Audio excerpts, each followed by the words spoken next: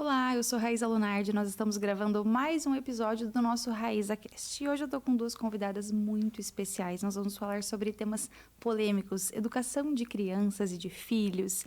Então eu quero apresentar para vocês, primeiro, as meninas, minhas amigas queridas, que trabalham também nas redes sociais, vai contribuir com certeza muito com a tua criança, com o teu filho. Elas não têm ideia do que a gente tem de script das perguntas, não tem mesmo, elas não... Só caíram aqui, elas não sabem o que a gente vai falar, mas eu elaborei muitas perguntas com base nas dúvidas das alunas, então são perguntas reais, assim, vai ser bem gostoso ver a carinha delas respondendo sem que elas saibam o que a gente vai falar. Então, esse podcast é para todos os pais e mães que já pensaram, meu Deus, quem é a mãe dessa criança? E aí, é você mesmo, sabe? Então, é pra você. E aí, eu quero apresentar para vocês, nós temos aqui a Maria Paula, minha amiga querida, casada há 7 anos com o Matheus, 4 filhos, 5 anos, 3 anos e meio, 2 anos na barriga, que pela misericórdia ela ainda tá na barriga, senão ela não estaria aqui hoje. Ela atua há 4 anos e meio, desde 2021, com o nascimento da segunda filha, como terapeuta do sono infantil. Então, hoje, muito a gente fala em marcar a consultoria do sono, fazer o curso do sono. A gente já entendeu na nossa geração, agora dos últimos anos, que a gente precisa saber sobre isso, né? E a Maria Paula é expert nisso, a gente vai falar um pouquinho sobre daqui a pouco. Nós temos também aqui na minha frente, Marielle Marcioli, casada há 17 anos. Aqui o negócio já é mais embaixo do que a gente tá começando ainda, ela já tá há muitos anos, né? Há 17 anos casada com o Alex. Tem filha de 16, de 13, de 9, de 4 anos e 2 anos. Hoje ela é do lar, cuida das crianças, da casa, muitas roupas para lavar, passar e tudo mais. E atua conduzindo cursos de educação infantil há 6 anos, está nessa área da maternidade. Então nós vamos desbravar esse mundo, vai ser um papo bem gostoso. E eu quero desde já agradecer as marcas que confiam no meu trabalho, para que a gente esteja aqui, para que o trabalho aconteça, né? Então, eu quero falar um pouquinho sobre a Lavian Cafeteria, aqui em Cascavel. Quem me segue, me acompanha, sabe que os meus atendimentos presenciais eu faço na sala de reuniões da Lavian, e quando a gente fala de educação de criança, a gente entende que a gente precisa sair de casa, tomar um café, encontrar as amigas, que mesmo para quem é dona de casa, a gente precisa ter os nossos momentos de respiro, conversar com o adulto, bater papo, tomar um café superfaturado. Esse tipo de coisa é bom, isso faz com que a gente cresça também, que a gente fique satisfeito com as nossas áreas. E uma coisa boa, ainda mais, é que na Lavian ele tem Espaço Kids. E o Espaço Kids de lá, uma coisa que eu gosto muito, posso estar enganada, mas eu não gosto daqueles espaços kids que são afastados das mães, que você larga a sua criança e você vem, porque não dá. E na Lavian, a área kids, nós vamos inclusive terminar o podcast, vamos lá tomar um café, lá na Lavian. A área kids é junto com os pais, então tem a mesa dos pais e ali fica as crianças bem do seu lado, é um lugar bem gostoso de acompanhar. E também nós temos a pediatra Bruna Farias. É legal, hoje a gente vai falar bastante sobre isso, vocês vão compreender a importância de uma pessoa que nos acompanhe com as nossas crianças, que olhe para a nossa criança de maneira individualizada.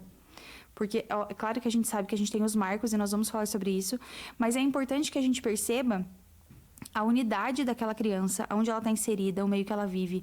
E a Bruna, como pediatra, faz esse acompanhamento muito bem. Todo mundo que passa com ela se sente realmente seguro de estar sendo acompanhado, porque ela é muito boa na técnica, mas ela é muito humana. E ela cuida muito desse atendimento individualizado. Quem é a sua criança? Que meio que ela está inserido? Como que ela vive? Ela faz esse cuidado lindamente do todo da criança de uma maneira integral. Então, nós vamos colocar na descrição o @ do Instagram, da cafeteria, da Bruna, para que vocês procurem, entrem em contato, falem que vocês viram aqui no podcast. E agora, sem mais delongas, eu vou deixar que as meninas falem para que a gente comece as nossas super ultra power perguntas. Mas a gente vai começar com perguntas light, vai dar tudo certo. Então, eu vou deixar vocês falarem um pouquinho sobre vocês. Desde já eu quero agradecer por vocês terem vindo. Eu sei que é extremamente difícil sair de casa. A Marielle tem 5 filhos. A Maria Paula veio de outra cidade só para o podcast. Ela está de 8 meses de gestação. Então, valorizem. Sigam depois as meninas. Elas vão colocar... Eu vou deixar o @ delas no Instagram abaixo. Entrem em contato para que a gente possa estar aqui. Vocês precisam comprar os nossos produtos, tá bom? Então, vamos lá. Maria, conta um pouquinho pra gente sobre você.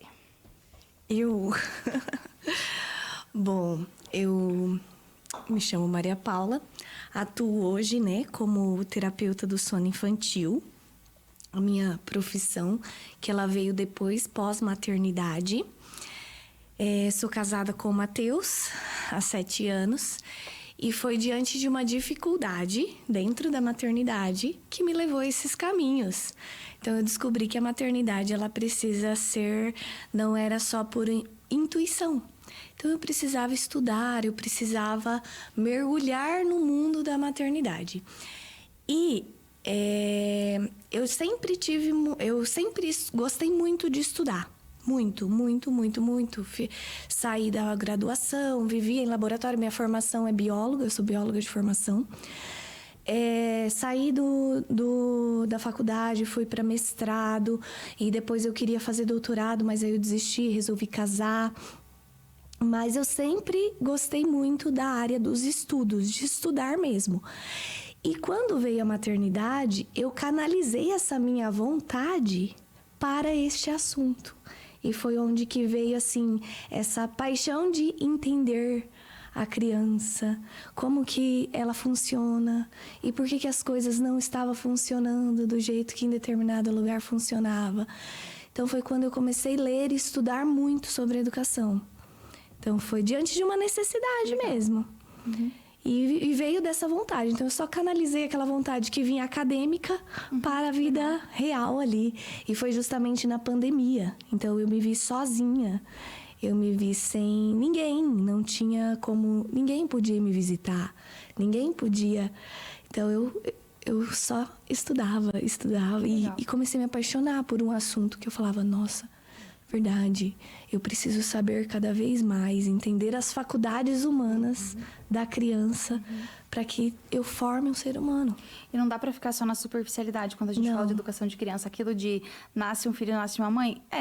Na teoria sim, mas na prática você precisa entender como que a coisa funciona, porque não é receita de bolo, né? Não. Legal. Marielle, conte-nos tudo, se para você também foi com a água batendo na bunda que o negócio aconteceu. Sim, eu me identifiquei 100% com o seu relato, Maria, 100% mesmo, porque eu também tinha outros planos para minha vida, né? Nunca me imaginei dona de casa, mãe de 5 filhos, cuidando da casa, comida, da roupa, nunca, né? Então, a minha ideia de vida sempre foi, acho que, não sei se vocês pegaram, mas eu, na minha geração, porque acho que eu sou um pouquinho antes, né? Mas a gente ainda foi educada naquela ideia, assim, de cresça, aprenda, estude, trabalhe e não dependa de homem. Não dependa de marido. Exatamente, né? Então, cresci ouvindo isso. Então, fui seguindo exatamente. Nunca fui uma menina que deu muito trabalho, assim, né? Então, cresci, estudei, fiz faculdade, fiz pós-graduação, fiz meu mestrado, encaminhei para o doutorado e tal. Então, assim, o plano era esse. Eu ia ser professora universitária. Eu sou fisioterapeuta, né? A Maria também.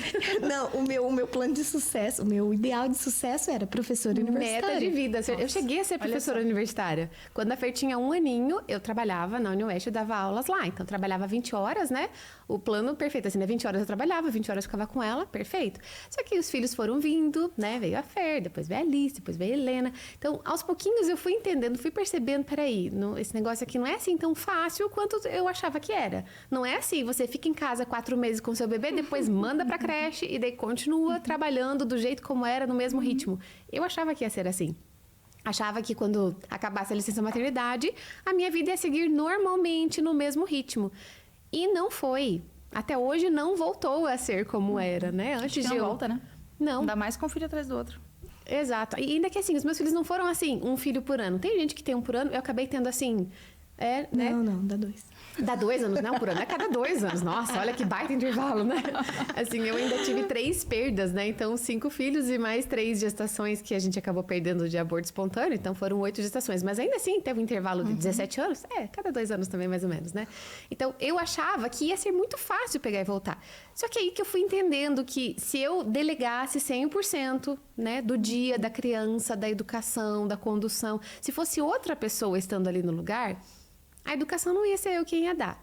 Os valores não ia ser eu quem ia formar. Os princípios não ia ser eu quem ia ensinar. Falei, opa, peraí. Acho que eu não tô confortável com Não essa dá ideia. pra terceirizar né? esse negócio. Isso aí que me falaram, de trabalho, depois seu filho nasce, você bota na creche e continua trabalho, não rolou, né? Eu já reduzi pela metade a carga horária de trabalho logo que a primeira filha nasceu, mas continuei trabalhando ainda, né? E aí, com o tempo, fui vendo assim, poxa, eu trabalhar fora me custava mais do que eu ficar em casa, financeiramente falando, né? Então, lá no começo, de vida de recém-formada, eu já estava com 2, indo para a terceira filha e falava, caramba, se eu tiver que pagar a escola integral para as 3, já não valeu a pena mais. Com certeza. Então, vou parar, né? Então, aí daí veio a pandemia, né? Depois da terceira filha veio a pandemia. Aí eu falei, não, então vamos pro doutorado. Fui pro doutorado e o plano era sair do doutorado e voltar. Entrei no doutorado com 3 filhos, saí com 5.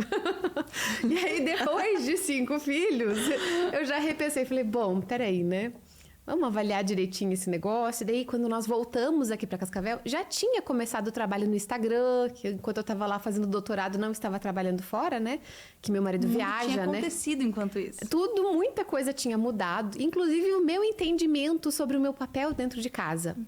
Não é uma coisa assim, eu vou ficar em casa porque não tenho nada melhor para fazer. Não, é exatamente porque esse era o melhor que eu podia fazer. Eu comecei a entender que aquilo foi caindo no meu coração e foram mudando os conceitos. Inclusive sobre número de filhos, porque eu não era uma pessoa que pensava assim, vou ter quantos filhos Deus mandar. Quando eu casei, eu não pensava isso, né? Eu pensava, não, tem uns 2 ou 3. Meu marido queria 5 filhos. Né? E eu pensava, vou ter 2 ou 3 filhos, pra mim tá bom. Aí a gente fechou um contrato de no mínimo 3. Então, se eu não fechasse o contrato com ele, ele não casava. Então, aí concordamos nisso. E aí foram vindo os filhos e a gente foi assim, avaliando. Por que não mais um, né? Por que não mais um? Tá bom, chegamos nos 5, mas por que não mais um? Não sei, né? Então, assim, estamos aí, né? Deixando que Deus conduza as coisas. Mas o fato é que eu entendi que eu não conseguia fazer isso de instinto. Né? Lidar com a educação dos filhos só com o que eu já achava que sabia, porque isso não era suficiente. Ainda mais porque cada um é um, né? Exato, quando você fala, eu já tenho 2 filhos, tá dando tudo certo. Aí vem o terceiro e derruba você, foi o que aconteceu lá em casa. Me derrubou em todos os sentidos, em torno de personalidade dela, temperamento dela, a forma que eu corrigia as mais velhas não funcionava com ela, o jeito de lidar com as outras não funcionava com ela. Foi aí, na terceira filha, que eu comecei a estudar. Tem uma frase que eu gosto, assim, que diz: a educação nunca é um jogo ganho. Você vai ter que sempre estar educando. Exato. Cada fase, cada idade, cada tipo, cada personalidade, cada tudo, cada ambiente, cada ano que está acontecendo aquela educação, todo, né? Todos esses fatores externos que alteram isso. Olha só, para vocês verem como o tema de educação e de sono e de birras e esses temas, eles são os mais desejosos de melhora pelas mães, mesmo que elas não saibam que isso precisa de dedicação, mas é uma ânsia, né, da mãe. Você quer resolver aquilo. É uma dor, né? É uma dor. Essa semana, não foi ontem, essa semana eu mandei no grupo das minhas alunas, assim, quando eu gravo talk, seja para minha escola de mulheres, ou seja, o podcast, eu mando para as minhas alunas, né? Que elas têm prioridade sempre. Eu mando assim, vou gravar tal aula com tal pessoa, mandem as dúvidas. Nunca teve tantas dúvidas como quando eu falei que era com vocês. O grupo... O podcast vai durar 4 horas hoje, preparem-se, tá? Tipo isso. O grupo pipocou de pergunta. Só que é engraçado, até a Mabile, que trabalha comigo, falou, não é pergunta, é um desabafo. Elas já começam assim, o que eu faço com a criança que tá com essa idade, que tem esse comportamento que faz desse jeito? Porque são desabafos, né? Fica todo mundo desesperado. Então, e é engraçado assim, quando a gente começa a perceber e entender de gente, você vê que, para que essa criança que seja alguém no sentido formado, eu preciso me dedicar e me derramar nisso aqui, senão não vai funcionar. E óbvio, né, que a gente sabe que a criança vai crescer, vai virar um adulto livre, com livre-arbítrio, vai escolher. A base é a gente que é responsável por fazer, né, por deixar essa criança sólida, para ter onde ela voltar, né? Então, é realmente uma dor e precisa de dedicação, senão não vai funcionar. Então, eu separei das perguntas das meninas, perguntas sobre comportamento, birras e etc. E perguntas sobre o sono, que no fim das contas a gente sabe que tá tudo interligado, porque uma noite mal dormida vai fazer que o dia seja ruim e que vai ter mais birra e tudo isso que a gente sabe. Mas eu separei mais ou menos assim por temas e tem algumas perguntas que eu quero ouvir de vocês duas. Eu tenho certeza que vai ajudar bastante. E eu fico até com vergonha de pensar em reclamar, porque eu tenho uma. E às vezes eu passo uns apertos e eu penso, eu não posso nem reclamar, porque as minhas amigas têm 3, 4, 5. Então, eu vou só aprender. Então, a primeira pergunta, assim, sobre o contexto já dessa criança quando ela é inserida. Existe algo que já na gestação ou na preparação, no pós-casamento, que o casal precisa mudar, precisa fazer, precisa ter na cabeça deles e no meio prático da vida deles, que evite problemas futuros na criança, seja de sono, seja de birra? Tem alguma coisa que o casal precisa ou pode se comprometer para que as crianças sofram menos depois? Valendo! Você usou uma palavra muito importante, inserida. Essa criança, ela é inserida em uma família. Hoje, o que acontece com as crianças? Ela começa a virar o centro da família. A partir desse momento, eu sei por que ela vira o centro. Porque a demanda é muito grande. Chega um recém-nascido, ontem eu atendi um bebê de 29 dias. As mães, eu atendo mães de 29 dias chorando, em puerpério. Sim. Então, a demanda é muito grande. É um looping. Da mamá, trocar de fralda, fazer dormir. Da mamá, trocar de fralda, fazer dormir. A madrugada é fracionada. Tem as mamadas da madrugada. Então, a criança é inserida em uma família. Ela não é o centro da família. A partir disso, você tem princípios básicos de que algumas coisas serão inegociáveis depois que essa criança chegou. Quantas vezes as mães falam assim para mim: Maria Paula, eu deixei de ir à missa por conta da rotina de sono. Qual que é a minha posição? Eu tenho princípios básicos que para mim a Santa Missa é uma coisa inegociável. Então eu não vou deixar de ir à Santa Missa por conta da rotina de sono, entendeu? Então a família precisa colocar isso. A criança não é o centro. Ela está inserida, ela vai nascer, ela vai se adaptar. Não tem também aquele discurso oposto no sentido assim: ela vai ter que seguir a minha rotina e pronto. Não, também não é isso. É a hora certa, de maneira equilíbrio intencional. Não deixa a vida levar. Intencional. Uma vez eu fiz uma imersão sobre o Natal e o Ano Novo, porque era muito questionamento: como que eu vou fazer com a saída de casa, Natal, Ano Novo? Aí eu usava exatamente esses termos. E eu falava: gente, o Natal é muito caro. Você não tem que deixar de participar da ceia do Natal por conta da rotina de sono. Entendeu? Então, a família vai ter que ter esses princípios básicos bem definidos na chegada do filho. A Mari tem aí todas as idades, ela pode dar exemplos específicos, mas são princípios que eu acredito que a família precisa estar bem definido na cabeça dela, que são inegociáveis. Então, para mim, o que é inegociável para mim? Legal. E pensando por um outro aspecto, acho que tudo isso é muito importante. Eu fiquei pensando assim: o que eu diria para mim mesma se eu ainda não tivesse filhos, né? Eu vou encontrar a Mari lá com 23 anos, antes de casar, eu casei com 24. Com 23 anos, o que eu diria? Eu não tinha noção de que eu precisava abrir espaço na minha vida para que uma criança chegasse, né? Como eu falei, eu casei achando que eu ia continuar tocando a minha vida. Eu atendia numa clínica de fisioterapia, atendia 30 pacientes por dia, trabalhava 2 vezes por semana em outra cidade, e o meu plano era: vou contratar uma pessoa para levar a bebê comigo e passar o dia atendendo 30 pessoas e a bebê lá por perto, eu vou amamentar. Eu nem planejei, assim, 6 meses de licença, nada, né? A vida pra Mari, kkkk. Eu tentei continuar atendendo depois, mas eu não tinha ideia de que uma criança precisa de tempo, de dedicação. E hoje, é claro, assim, eu sei que a gente está falando aqui com muitas pessoas que não têm outra alternativa a não ser continuar trabalhando 44 horas semanais.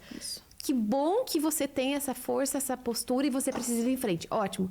Mas tem muitas mulheres que estão ouvindo, talvez que não tenham filhos ainda, e que nunca ninguém chegou a dar esse aviso, que ninguém me deu também. Ou se deram, eu não prestei atenção. Então, preste atenção em você que está ouvindo, que não tem filhos ainda. Será que é viável mesmo a gente priorizar o trabalho depois da chegada dos filhos? Porque todo mundo fala: olha, tá tudo bem, toca a sua carreira, toca a sua vida, porque você hoje é uma mulher empoderada e vai dar tudo certo. Peraí, será que é isso mesmo? Hoje a gente está vendo a falência da instituição, né? De gente que fala: é a falência da família. Não é a falência da família, mas por que está tão difícil manter matrimônio? Por que está tão difícil manter uma família unida? É justamente por verdades que são ditas que não são verdades. Então, essa é uma delas. Se uma criança chega, ela precisa de tempo, de atenção, de afeto. Quem vai formar os princípios para essa criança não é a professora, não é a catequista, não é a babá, não é a avó que ficou cuidando. A avó vai colaborar, claro, mas os cuidadores primários precisam ser os pais. Então, eu precisei aprender isso com o passar do tempo. Eu fui aprendendo ali com as dificuldades, né? Mas teria sido muito importante eu ter me planejado. Peraí, ó, vou casar. E aí?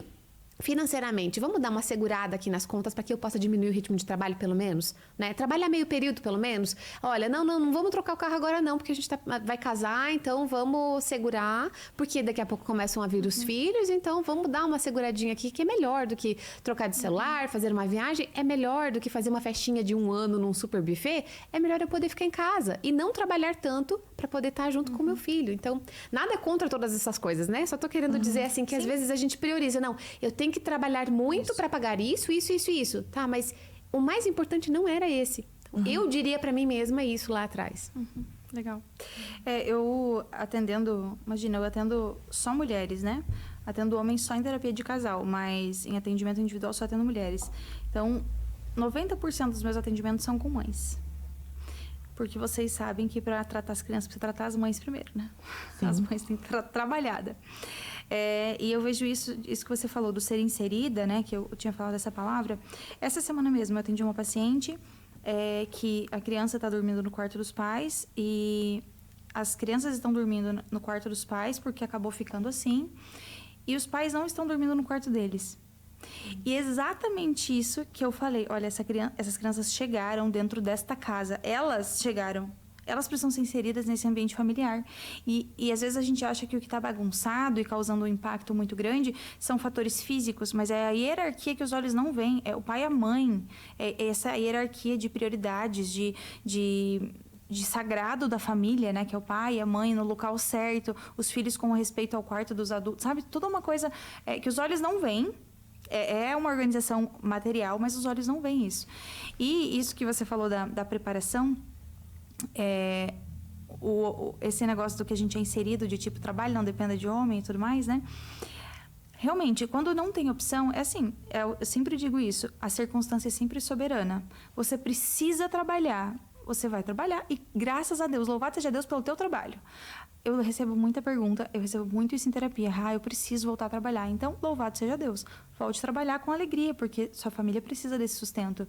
Mas quando você pode, de alguma maneira, isso que você falou, dar uma diminuída, mexer um pouco o açúcar da vida para você poder olhar para essa criança, né? Que a gente faça isso também, lembrando do que realmente importa. Mas é que a gente é tão consumido pelo material que é difícil a gente conseguir dar espaço para trás, né? Você atende 30 pacientes, aí de repente você fala, eu vou atender só 5. Aí eu vou dar um passinho para trás. E você fala, mas 5 vai cair? Mas o que importa, né? E também isso de a gente foi inserido nesse meio. Não dependa de homem, cresça, trabalhe. Eu trabalho primeiro. Hoje em dia a medicina diz que você pode ter filho até tantos anos, não sei o que, todo esse negócio. E não é uma verdade. Não é uma verdade. Eu atendo muitas mulheres que querem ter filhos e que elas não podem mais ter filhos. Por causa disso, elas estão hoje bem-sucedidas. Dentro do que elas acharam que era o bem-sucedido. Porque não tinha o que era o bem-sucedido na cabeça, a teoria, né? Então, elas têm carro próprio, carro bom, elas viajam, já conheceram a Europa, não sei o quê, têm filhos, casa própria, ajudam os pais, e elas têm uma dor, uma lacuna que ela não deixa de existir, que é de ter deixado para depois. Então, de fato, a educação, ela precisa de dedicação, e é para sempre. Eu não acho que tem um dia depois que a gente fecunda um filho, que a gente fala, agora a vida voltou ao normal. E graças a Deus, porque a gente é uma versão muito melhorada de nós, né? Na maternidade. Com certeza. Tem uma frase que eu gosto, assim, né? Você tem que ser rígido nos seus princípios. Coisas inegociáveis na sua vida. Só que nas suas estratégias, você vai ser flexível. Isso. Então, quando eu posso? Quando eu não posso? Esse que é o problema das pessoas. Elas querem seguir à risca um script. E vocês veem isso com as crianças, eu vejo isso no relacionamento. Então, a Raíza me falou que é assim. Aí ela vai lá e tenta aplicar. Olha, teu marido é um marido. Meu marido é outro marido. Você vai precisar mexer, assim, as estratégias. Funciona isso aqui? Deu certo. Isso aqui não funciona? A mesma coisa para criança. A gente tem marcos da criança, do desenvolvimento, do ideal, do cenário. Mas a gente tem a unidade daquela pessoa. Aquele marido, aquela criança. E cada um... A gente... Até mesmo a própria rotina da mãe precisa ficar flexível. Eu quero observar mais o meu filho, então eu preciso ficar pelo menos algum período com ele. Então, é inegociável para mim marcar clientes de manhã cedo. Então, colocar esses critérios, assim, bem definidos. Então, não marca ninguém de manhã eu preciso, porque... Perfeito. Eu faço isso com a minha agenda, das 16h30 até as 19h, até a hora que a Bela dorme, eu não atendo. Eu estou com a Bela. A gente vai no parquinho, a gente sai passear, a hora que eu tô com ela. E a mesma coisa pro casamento, que eu faço isso em terapia para as mulheres que precisam ajustar o casamento. Olha, você precisa criar tempo de qualidade com o teu marido. Escolhe uma noite. Ah, mas eu trabalho. Eu também. Eu trabalho toda noite até as 10 horas da noite. Ontem eu terminei a reunião 11 horas da noite. Mas a sexta-feira eu não atendo. A sexta-feira é inegociável para mim. Eu não atendo. É a noite que a gente faz um risoto, que a gente assiste alguma coisa, que a gente passa tempo junto. Porque senão a gente vai ser engolido pela necessidade da matéria. Tipo, eu preciso trabalhar mais, se eu coloco mais uma paciente, entra mais o dinheiro X, então a gente fica... Mas... Pra quê? Pra onde, né? Enfim, beleza, respondemos essa. Uma pergunta, 20 minutos. Então imaginem, vai ser 4 horas mesmo. Adorei. Tá, e essa pergunta aqui é justamente sobre isso de flexibilidade. O que nos pais deixa a coisa da educação de filho, do sono, mas do contexto de formar alguém, o que nos pais faz isso ficar fluido? Qual é a característica que os pais precisam falar, cara, eu preciso mudar isso aqui para que eu consiga conduzir a educação dos filhos? Nossa, uma lista de coisas, mas uma das primeiras é a gente desenvolver a si mesmo. Desculpa, mas sempre quando eu falo de educação, eu digo assim, que quando a gente está educando uma criança, trata-se 99% de educar a mim e 1% de educar a criança. Então, primeiro exemplo, se eu sou uma pessoa que tem maturidade, que eu sei lidar com a vida e com os reveses da vida, que eu sei fazer o que é devido e não o que é gostoso, que eu sei fazer a coisa certa na hora certa, presume-se que eu já sou uma pessoa que tem uma boa rotina, uma pessoa que, por exemplo, eu conversava com a minha mãe essa semana, né? Minha mãe tá lá em casa comigo e eu falava assim, de quanto me ajuda eu estar pronta de manhã antes das crianças acordarem. Isso eu aprendi com o tempo também, né? Eu já fui a mãe que acordava atrasada, com 2 crianças em cima. Quando eu tinha 2, era ainda assim. Com 2 crianças pulando em cima de mim. Mãe, vamos tomar café? Ah, peraí, só mais um pouquinho. Já fui essa mãe. Então, eu fui aprendendo. E hoje, pra mim, é inegociável acordar mais cedo, né? Salvo raras exceções, sei lá, né? Aconteceu alguma coisa. A gente foi dormir muito tarde, que foi numa coisa. Então, assim, tem estratégias flexíveis, né? Mas se eu estou pronta, eu consigo estar... disposta para atender as crianças e de bom humor. Então, isso me faz levar o dia com mais fluidez, com mais tranquilidade. Se eu sou uma pessoa que consegue respirar fundo diante de uma criança que está chorando, eu lido com aquilo de maneira muito diferente do que se eu sou uma mãe irritada, brava, explosiva, que vou botar todos os cachorros em cima da criança porque ela ficou chorando, porque ela não queria uma coisa e queria outra. Na verdade, não é porque ela tá chorando, é porque você tá cansada. Exato. E eu não queria estar ali, por exemplo. Então, a minha visão sobre a minha posição dentro de casa também muda tudo. Acho que isso também é uma coisa que demorou para me cair a ficha. E hoje, quando eu falo sobre isso, muitas mulheres me falam, Mari, isso eu preciso mudar. Quando a gente tá ali com pressa com a criança, quero resolver logo isso aqui, vamos, faz logo, termina logo, porque eu quero depois ter um tempo para eu fazer nada no feed, né? Eu quero ter um tempo para eu ter tempo para mim. Muitas vezes perguntam, Mari, que hora você tem tempo para você? Eu falo, cara, eu não fico procurando tempo para mim, eu aproveito o dia com os meus filhos também. E tem momentos em que eu tenho esses tempos para mim, mas eu não fico cavando, eu quero esse tempo para mim, quero esse tempo para mim. Eu tô ali para entregar, então ter essa visão também muda a fluidez do dia. Só te interrompendo, fazer um parênteses, é que esse tempo para mim, a gente também entende errado. Isso aqui é um tempo para mim. Isso aqui é um tempo para mim. A gente tá trabalhando, falando do nosso trabalho, mas isso aqui é um tempo para mim. Não tenho criança, eu tô aqui fazendo uma coisa que eu gosto, falando sobre um assunto que eu gosto, com pessoas que eu gosto. Então, é talvez essa confusão do que é um tempo para mim. Eu preciso deitar no sofá pra ver feed do celular? É isso que é tempo para mim? Porque isso não é um tempo bom nem para você. Não é os seus filhos o problema. É saber o que é um tempo bom. Às vezes, um tempo bom é você, sei lá, e ler um livro. O descanso, ele não necessariamente vem de ficar deitado no sofá. Mas um ponto que a Mari tocou ali é a questão da maturidade. Esses dias uma mãe no parquinho falava pra mim, Maria Paula, mas como você consegue 3? Um dá muito trabalho. E você tá grávida do 4, como que você vai conseguir? Porque eu sei que é uma mãe atenta. Porque ela fala, eu fico lá, ele fica ali do meu lado. Aí uma hora ele mexe numa coisa e ele chora porque derrubou a água. Depois ele faz uma birra, depois ele faz aquilo, depois ele faz assim. E é uma cascata de problemas. Como que você consegue, né? Toda essa questão. Aí... ouvindo ali toda aquela conversa, aí eu imaginei, né? Hoje mesmo, exemplo prático prático em casa, por exemplo. Mãe, eu quero meu casaco X. Filho, eu já vou lá buscar esse casaco, tá? A mamãe tá cortando a beterraba. Ah, mãe, eu quero agora. E sapateia. Não, filho, espera a mãe cortar a beterraba. Depois que eu cortar a beterraba e colocar pra ferver, colocar pra cozinhar, eu vou lá procurar o casaco. Saiu sapateando bravo. Tá, tudo bem. Então, hoje também está muito relacionada a essa maturidade de lidar com a frustração da criança. Isso a Mari pode falar muito bem, né? Sobre essa questão da criança ser inclinada à vontade dela, Então, aí, de repente, 2 anos, Turbo 2 ali... Camiseta, tirando a camiseta do varal, camiseta molhada e querendo colocar a camiseta molhada. Eu falei, não, filho, essa camiseta tá molhada. Só amanhã você já trocou de roupa. Então, eu percebi naquela conversa da mãe do parquinho que ela não suportava nenhuma frustração da criança. Então, ela não conseguia lidar durante... Então, só hoje de manhã aconteceu essa série de coisas, né? Nos outros dias acontece muito mais, que eu nem lembro. Mas são tantas... O dia inteiro acontecendo. São tantas coisas que vai acontecendo ao longo do dia que eu vejo que falta uma certa maturidade de você entender que é só uma criança que não tem as faculdades devidas formadas e você vai ter que ir conduzindo e você vai formar ela e você vai todos os dias repetir. Então falta isso. Por quê? Às vezes estamos nós, adultos de 2 anos, lidando com uma criança de 2 anos também. Então que vai sapatear também. Você sapateia com seu marido? Né? Então, assim... Tem algumas mulheres que sapateiam. Fazem birra? Fazem birra. Então tá muito relacionado com isso, com a própria maturidade. Já aproveitando, nem fui para as perguntas das meninas ainda, tá? Esse negócio que vocês falaram da frustração, isso é muito legal. E eu vejo que isso é um medo da mãe de lidar com a frustração, é achar que a frustração causa trauma. Fala um pouquinho para nós sobre essa junção de coisas, trauma versus frustração. O quanto isso tá sendo errôneo na criação das crianças. Meu Deus, mas vai que ele chora, deixa eu dar logo antes que eu cause um trauma nessa criança, né? Qual é a relação frustração e trauma?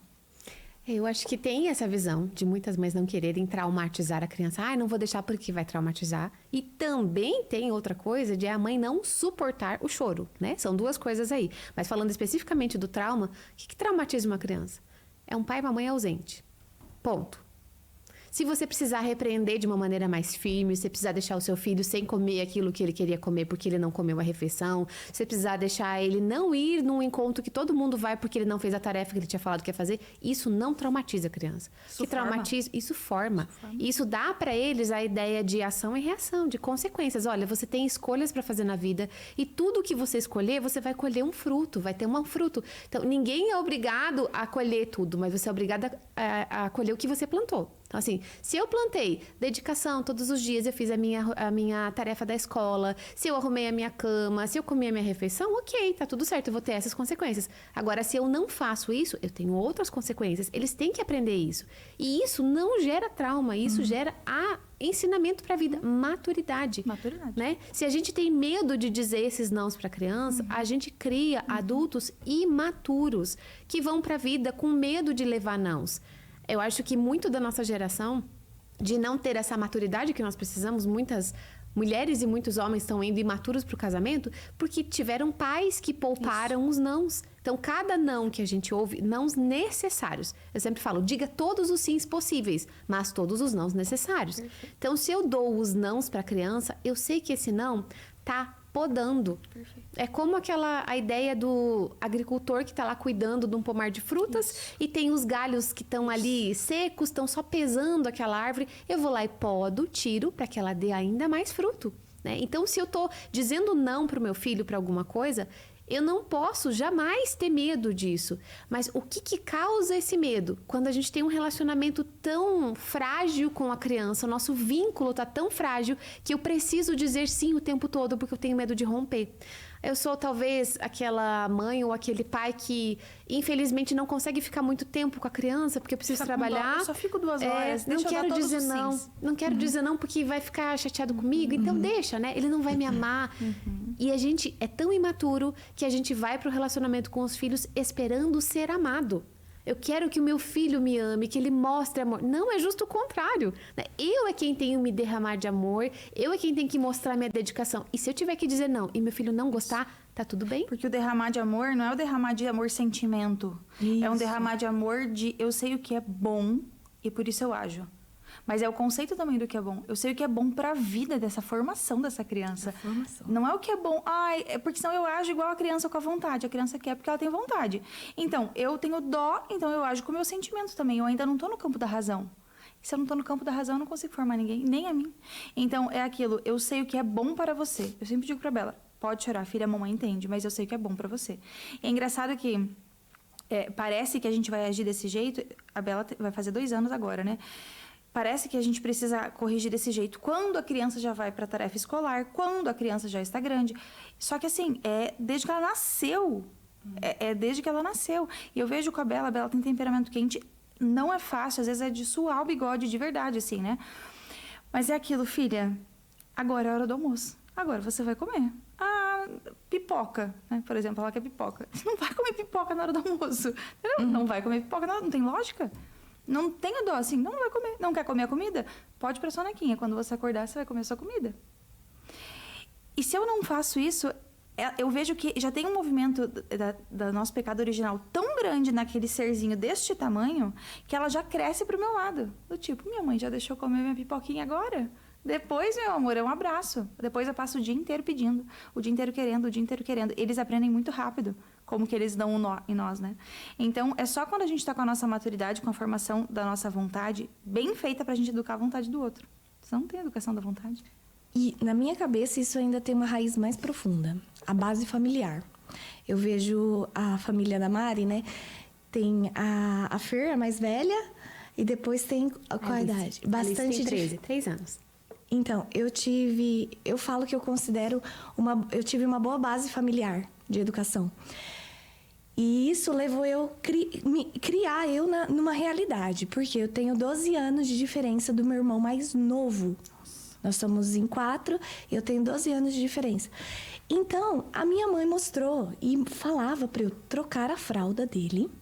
A minha mãe mostrou eu como dava comida, como fazia ele dormir. Então, eu fui inserida em um ambiente que mostrou tudo isso para mim. Eu vejo que a Mari, né, tem as meninas assim que vê essa realidade da família acontecendo, da vida natural da família acontecendo. Eu acho que isso é o maior tesouro que a gente dá para uma criança. Para um pré-adolescente, então, nem se fala. E isso ajuda, e isso, muitos pensamentos, hoje como a criança virou o centro da família, volta naquilo lá que a gente estava conversando no começo, como ela virou o centro da família, ela não tem essa convivência. Aí o que acaba acontecendo?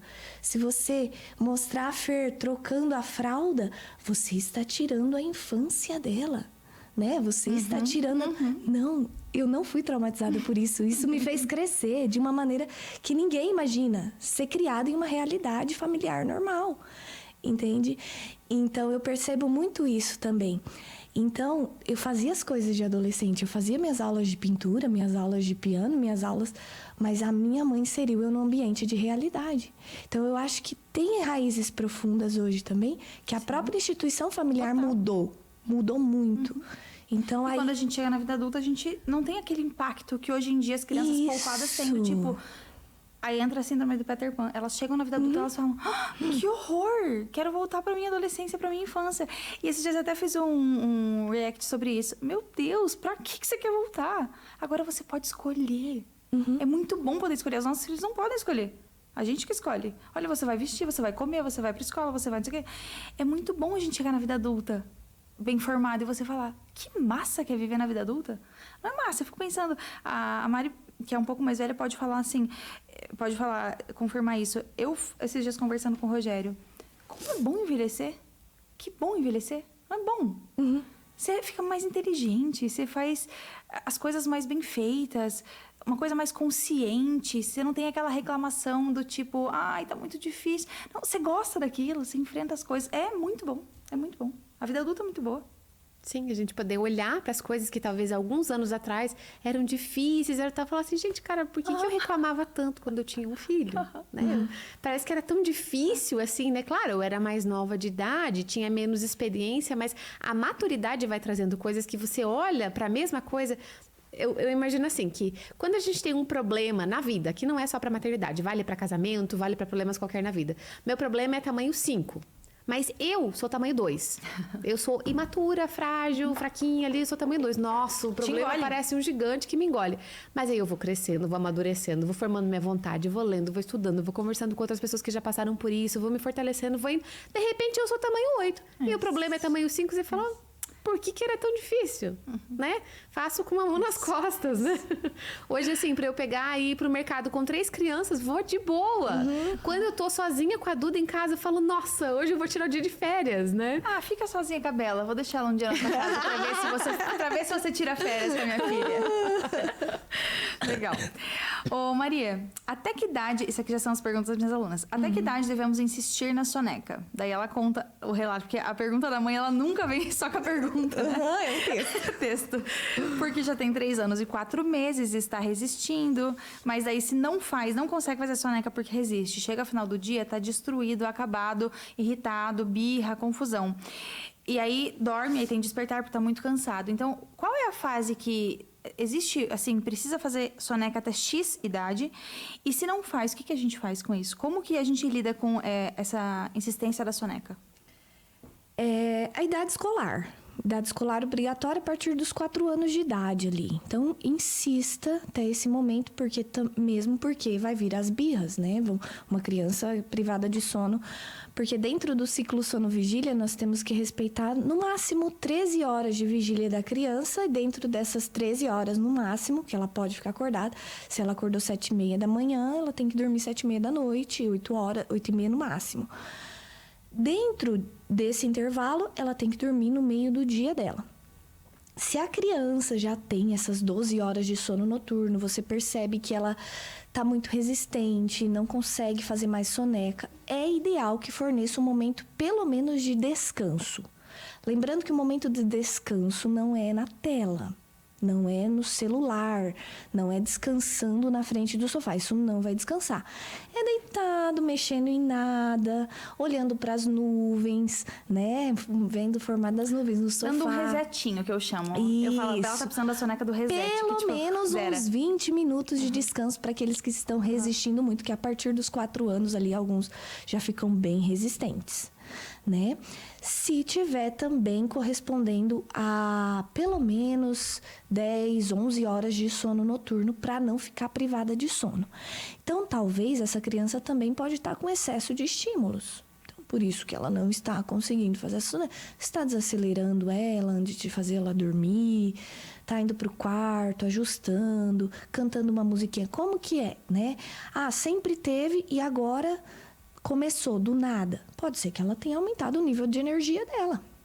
Vai gastar mais energia pela manhã, então. Expõe ela mais pela manhã, pelo parquinho. Isso, na luz solar.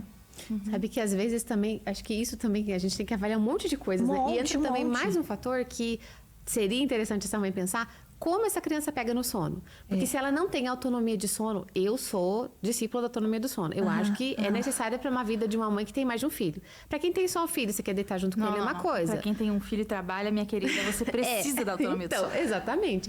Então, se a criança já dorme sozinha, normalmente ela vai manter a soneca por mais tempo.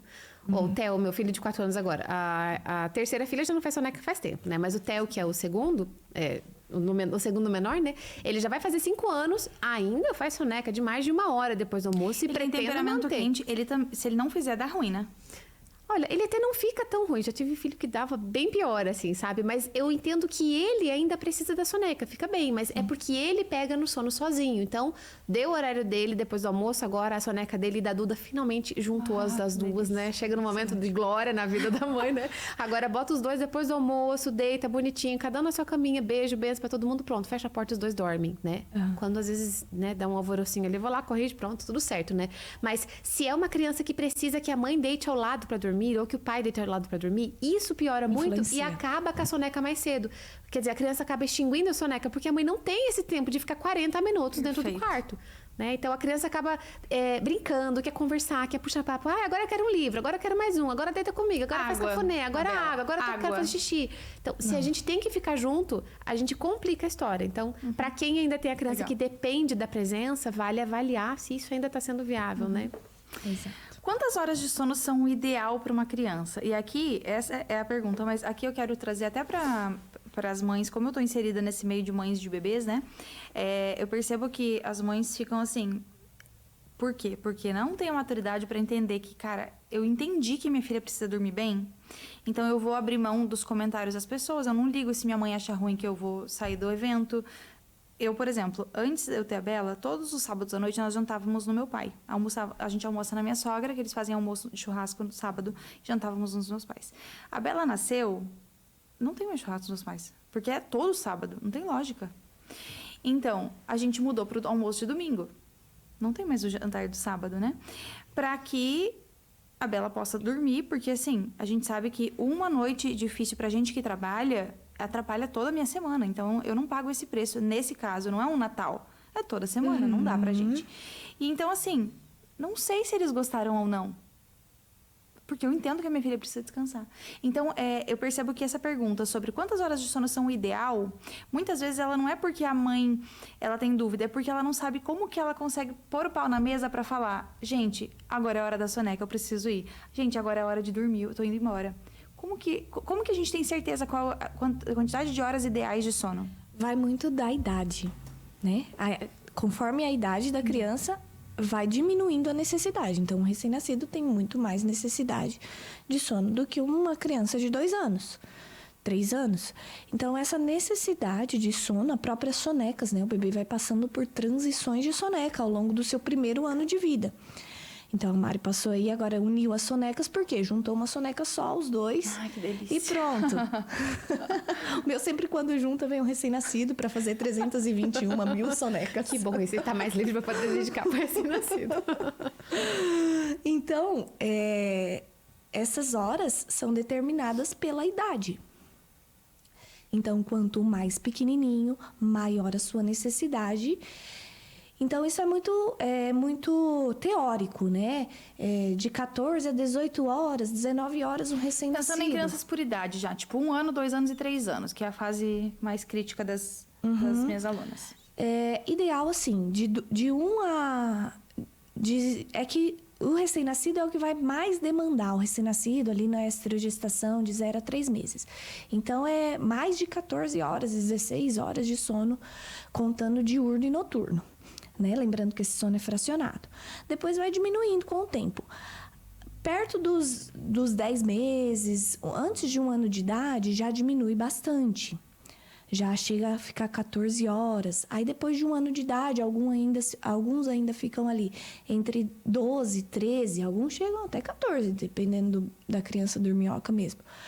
E depois, quando perde a necessidade de soneca, a partir da idade escolar ali, que ele já entra na escola, está todo ativo, já perde soneca, de 10 a 12 horas de sono. Ou seja, a criança maior, ela ainda precisa dormir cedo. Sim, de 10 a 12 horas de sono noturno, ela precisa dormir. É porque tem essa tendência, né? Assim, eu lembro, nós, por exemplo, a gente ficava até que horas acordado, né? E eu vejo isso assim, olha, todo mundo foi dormir tal hora, ninguém morreu, né? Não. Não morreu, mas trouxe consequências. Consequências graves de privação de sono e Sim. cansaço e problema de rotina alimentar. Eu sempre pulei o café da manhã na minha vida. Olha. Por questão de sono, dormia. Então, é um exemplo que eu falo. É uma refeição super importante. Que eu aprendi a tomar café da manhã depois que eu tive criança. Então, era uma refeição negligenciada. Uhum. Eu aprendi a tomar café quando eu casei também. Então, Não tomava em casa. é por falta de rotina de sono. Adulto que não sabe tomar café da manhã ou que sai louco para trabalhar é porque teve problemas de sono na infância. Olha só. 2 anos e 8 meses. Acorda no meio da noite, só se acalma quando eu vou lá. É tantas coisas, é tanta! Como Mas essa a primeira criança coisa, dorme talvez eu onde? diria, autonomia do sono. Não é? A primeira coisa a ser investigada, se tem autonomia do sono. Eu acredito que sim também, mas principalmente como está a rotina dela, no todo. É a no rotina geral. que é a rainha de tudo. Parece uma criança que chega exausta pra hora de dormir, não parece? Assim, pulou a soneca, não tá fazendo soneca porque não quer dormir mais. Aí chega tão cansada de Tem noite, despertar. que vai dormir 10 da noite, por exemplo, aí à noite acorda. É um caso é clássico. o tipo de pergunta que eu não tem como responder Sim. o como, Aham. sem saber o porquê ela está Perfeito. fazendo Tem isso. um contexto que precisa. Uhum. É difícil, é umas perguntas... É o tipo de pergunta que chega na minha caixinha. 1 ano e 8 meses. Faz o Pix pra Maria Paula que você vai saber resolver o sono da sua criança. Legal. Até que idade os bebês que mamam a mamadeira, não necessariamente associação pra dormir, mas que mamam assim, tem um mamazinho antes e tudo mais. Até que idade a gente deveria falar, tá na hora de tirar esse mamar, que você já tá mais criança do que neném? Tem isso. Ou, tipo, enquanto... Isso é muito particular de cada família. Mas depois de 1 ano e meio, a gente começa a perceber que a criança começa a ficar mais dependente, começa a virar mais apego emocional do que nutricional. Então, a mãe tem que ter esse feeling de perceber que... ela não está mamando, ela está me enrolando com essa mamadeira. Tem alguns que me falam, ele joga, aí ele fica brincando. Mesmo porque já é uma criança, foi até sequência nos meus stories esses dias, é uma criança que já tem dentinho na boca. A última etapa para quem tem dentinho na boca, o bebê que já tem dentinho, é a escovação. Então, escovou os dentinhos e vai para cama. Até E porque daí o leite dá cárie, né, pessoal? Da cárie, exatamente. Então, assim... O objetivo é, se for para trazer o mamar ainda, os maiores ali, como ceia, no final, leitinho. Depois pijama, escovar os dentinhos e ir pra cama. Seria o ideal, assim. Depois que a criança já faz 1 aninho. Como lidar com as birras do Terrible 2? E do Terrible 3, que agora as minhas amigas ficam assim, se tá ruim perto dos 2, espera perto dos 3. Aí você fica, meu Deus, como será? O que será de mim? A outra vez de novo, tem tanta coisa pra avaliar que a gente precisa Mas parar se a e gente respirar, pensa né? num contexto normal, o Theo, teu filho, você sabe que tem uma rotina ok, faz a soneca, toma um cafezinho, brinca, tem o tempo ao ar livre, brinca com os irmãos. Ele deu show, essa idade, assim, esse contexto de uma criança com uma rotina saudável. Vou pensar que todas as minhas alunas são aplicadas e têm uma rotina saudável. Eu vou partir desse princípio. Como a gente lida com essa criança que dá o show? Se joga, ou a Bela que vira o exorcista pra trás, você tem que tentar conter fisicamente. Como que a gente lida com isso? Tá, vamos lá. De maneira prática, né? Passo a passo. Primeira coisa, evitar a birra.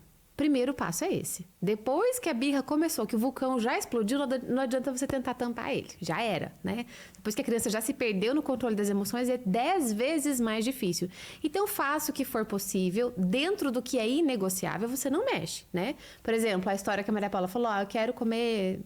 O que era a história da birra de hoje de manhã? Perdi já. Quero pôr o casaco. Quero pôr o casaco. Agora, não? Agora. Agora... Não, você não vai parar de fazer o almoço para dar o casaco. Se der uma birra, você vai contornar ali. Mas não tinha como você fazer diferente, né? Eu quero comer pipoca na hora do almoço. Não vou dar pipoca para ela não chorar. Não tô falando disso, né?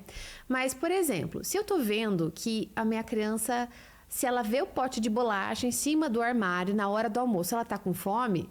Cara, tira o pote de bolacha Perfeito. dali. Não vai deixar à vista. Se eu sei que meu filho tem 2 aninhos, eu tenho que ir na loja comprar um presente pro amiguinho dele. Se ele vê os presentes, ele vai querer um também, eu não vou poder comprar. Não leva essa criança ainda, ela não tá pronta. Eu sou da opinião que a criança tem que estar preparada. Hoje, o Theo tem 4 anos e meio. Eu vou tranquilamente com ele ao mercado. Ele consegue chegar perto da gôndola de doce. Ele escolhe um docinho, que é o combinado. Quando a gente vai ao mercado, pega um pacotinho de balinha de goma, que é o que ele no gosta. teu caso, não é um doce, são 5 doces, meus amigos. O negócio fica maior, né? Cada ida no mercado são 5. Tem que pensar nisso. Assim, hoje ele consegue pegar um docinho, segurar, chegar no caixa, coloca lá pra moça, aí depois leva na sacolinha, chega em casa, guarda no pote de doces, porque não está na hora de comer. Ele vai comer depois do almoço. Se a gente vai no mercado à tarde, por exemplo, ele vai guardar até no outro dia. Não. Eu digo, não, filho, não vai comer. Você sabe que a hora de comer o doce é depois do almoço amanhã. Foi combinado, ponto. Isso hoje é tranquilíssimo. Ele não faz show mais. Só que com 1 ano e meio, com 1 ano e meio não, porque ele não comia, mas com 2 anos, se eu levasse ele junto no mercado e ele visse, ia dar problema. Então, tem coisas que vale a pena a gente se adiantar. Você tem que conhecer a sua criança. Então, olha, eu sei que isso aqui é gatilho pro meu filho, ele não vai dar conta. Então, calma. Às vezes, a gente está esperando que a criança tenha uma maturidade para lidar com as frustrações acima do que ela pode entregar. Lidar com as emoções mais difíceis é um treino. Tem mãe que fala, Mari, mas o meu filho já tem 4 anos e não consegue fazer isso. Tá, mas como que você ensinou ele até agora? Talvez cada vez que ele queria uma coisa, você dava para ele não chorar. E agora você quer dizer um não e quer que ele lide bem? Então, em casa, desde sempre, eu vou dando uma sentida, assim, olha, acho que essa criança já aguenta ouvir um não. Acho que essa criança já consegue uma repreensão um pouquinho mais firme, uma repreensão um pouquinho mais dura. Fala, não, agora não vai fazer isso. Se eu precisar dar uma enroladinha, a criança é pequena, ó, a Duda vai fazer 2 anos semana que vem. Tá ali, né? Virando a esquina do Terrible 2. Ela tá de boa ainda. Ela tá de boa. Não posso nem falar muito, porque, né? Deixa eu falar baixo pra ela não escutar. Mas hoje de manhã ainda falava com a minha mãe, falava, mãe, olha como a Duda tá tranquilérrima ainda, né? Tá quase com 2 anos. Mas se eu percebo que eu já consigo dizer um não um pouco mais firme, não é pra mexer aí, ok. Se eu vejo que eu falo nesse tom e a criança já começa a ficar irritada, brava, vou tentar contornar de um jeitinho mais tranquilo, eu vou distrair a criança. Ai, filho, olha, eu tô vendo que, por exemplo, tá brincando com a xícara. Se eu chegar pra Duda e falar, não, filha, isso quebra, dá aqui pra mamãe, e pego da mão dela, eu sei que ela consegue lidar com isso. Mas tem uma criança que vai falar, eu quero, pá, e aí vai derrubar. Distrai. Eu tenho que distrair, falar assim, olha, deixa a mamãe ver a xícara, olha aqui, ó, o outro copinho de plástico pra você aqui, ó, vamos colocar água no teu copinho de plástico, pronto, entende? Eu não posso provocar a birra que ainda não veio. Às vezes a gente pensa assim, mas essa criança tem que aprender, tem que aprender a ouvir um não. Sim, meu amigo, minha amiga, tem que aprender a ouvir não. Mas se você tá colocando... Né? Exato. Você não pode querer botar ela no último degrau da escada sem passar no primeiro, no segundo, no terceiro. Então, não exagere na hora de você repreender. Mas, claro, né? Não é pra dar de novo, não é receita de bolo. Você precisa medir a febre, sempre atenta. E com cada filho é sono, diferente. a educação, a birra, a hora certa. Eu percebo isso. Quando já tá perto da hora do sono, eu evito a fadiga. Eu contorno o negócio, porque... Distrair. Cara, não tem por que chegar na hora do sono e causar um estresse. Agora, tem coisas tipo, não quero tomar banho. Então, você vai tomar banho, só tem essa opção. Chorando, não chorando. Mas tem coisas que dá pra remediar, sabe? Eu vejo isso mesmo. Principalmente na... A criança muito pequena, ela é muito instintiva, a vontade dela não está formada. Então, eu sempre, na consultoria de 2 anos para o sono, eu falo, a sua criança não tem vontade formada. É uma faculdade que vai formar lá na frente. Então, você tem que entender que ela não é um mini adulto. E a partir desse momento, você tem que traçar ali. Ah, então vamos fazer de outra forma. Porque senão a criança... Aí você acaba achando que a criança vai entender todo aquele processo sem explicação. Aí vem a previsibilidade, que a rotina trabalha com previsibilidade. Criança sem rotina não tem previsibilidade do que as coisas vão acontecer. Então, provavelmente, o que acarretou uma birra, eu acredito que foi também essa falta de previsibilidade. O que deixa a criança insegura. Na hora que deixa a criança insegura, ela não tem inteligência formada. Ela não tem vontade formada. Ficou insegura, ela se desestabiliza emocionalmente total. Aí, geralmente, isso é perto do almoço e é perto da hora de dormir. Que ela é instintiva ali, ela sente fome, ela quer comer, ela sente sono, ela quer dormir. Sim. Mas vamos supor que já foi-se. Não, você não conseguiu evitar, que até então a gente falou, tentar evitar. Isso. Mari, mas não tem jeito, tentei de tudo, tentei distrair, tentei tirar. O que eu faço? Se a criança começou a chorar e você viu que ela perdeu o controle das emoções, você para tudo e vai acalmar essa criança. Você vai acalmar a criança. Aí você vai fazer o que for preciso. Primeiro, tirar ela de perto do estímulo. Ah, ela tava brigando por causa da xícara. Tira ela de perto, não deixa ela olhando. Não deixa aqui, tô falando que não é pra pegar. Você tá piorando a situação. Tira ela de perto, leva ela lá fora na janela, vai lá olhar o uau que tá passando lá fora. Filho, vem cá, vamos lá com a mamãe, vem cá, dá um abraço, vem cá, deita no meu colo. Tem criança que aceita abraço. Eu já tive filho que não aceitava abraço, que não aceitava toque, não aceitava nada. Eu tenho. Colérica. Sei como é. Eu já tive. Hashtag eu já tive. Tomara que a Clara não venha assim. Então, se a criança não aceita abraço, não aceita toque, não aceita contato, você espera e dá um tempinho pra ela. Se é o caso da sua criança, espera, fica ali por perto no campo de visão dela. A hora que ela olhar pra você, significa preciso de ajuda. Aí você vai. Enquanto ela tá lá brigando, tal, calma. Se ela tá se batendo, você tem que conter pra não se machucar. Mas aí é um processo mais difícil. Mas se é uma criança assim, mais tranquilinha, você viu que ela tá brava, tá ficando irritada, já tá chorando, pega ela e acalma. Filho, vem cá. A mamãe entendeu que você queria brincar com o potinho de água. Vem cá, eu entendi. Era isso que você queria? O potinho de água? Então vem cá, eu entendi. Depois você volta a explicar que agora não dá, porque vai se molhar, porque tá na casa de não sei quem, que agora com água não pode. Emoção, né?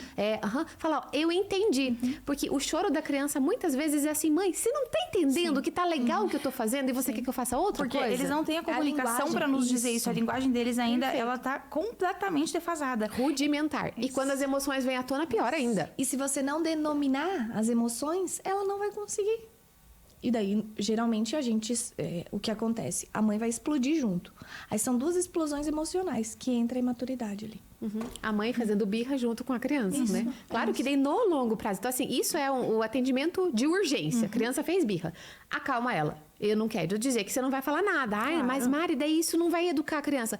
Depois que ela se acalma, que a criança tá 100% beleza, de boa, pronto, descansou, veio pro seu colo, aceitou. Aí você fala, filho, não precisava chorar desse jeito. A mamãe entendeu que você queria brincar com água agora. Mas você tá vendo que aqui vai acontecer isso. Depois a criança até pede desculpa. Desculpa, mamãe.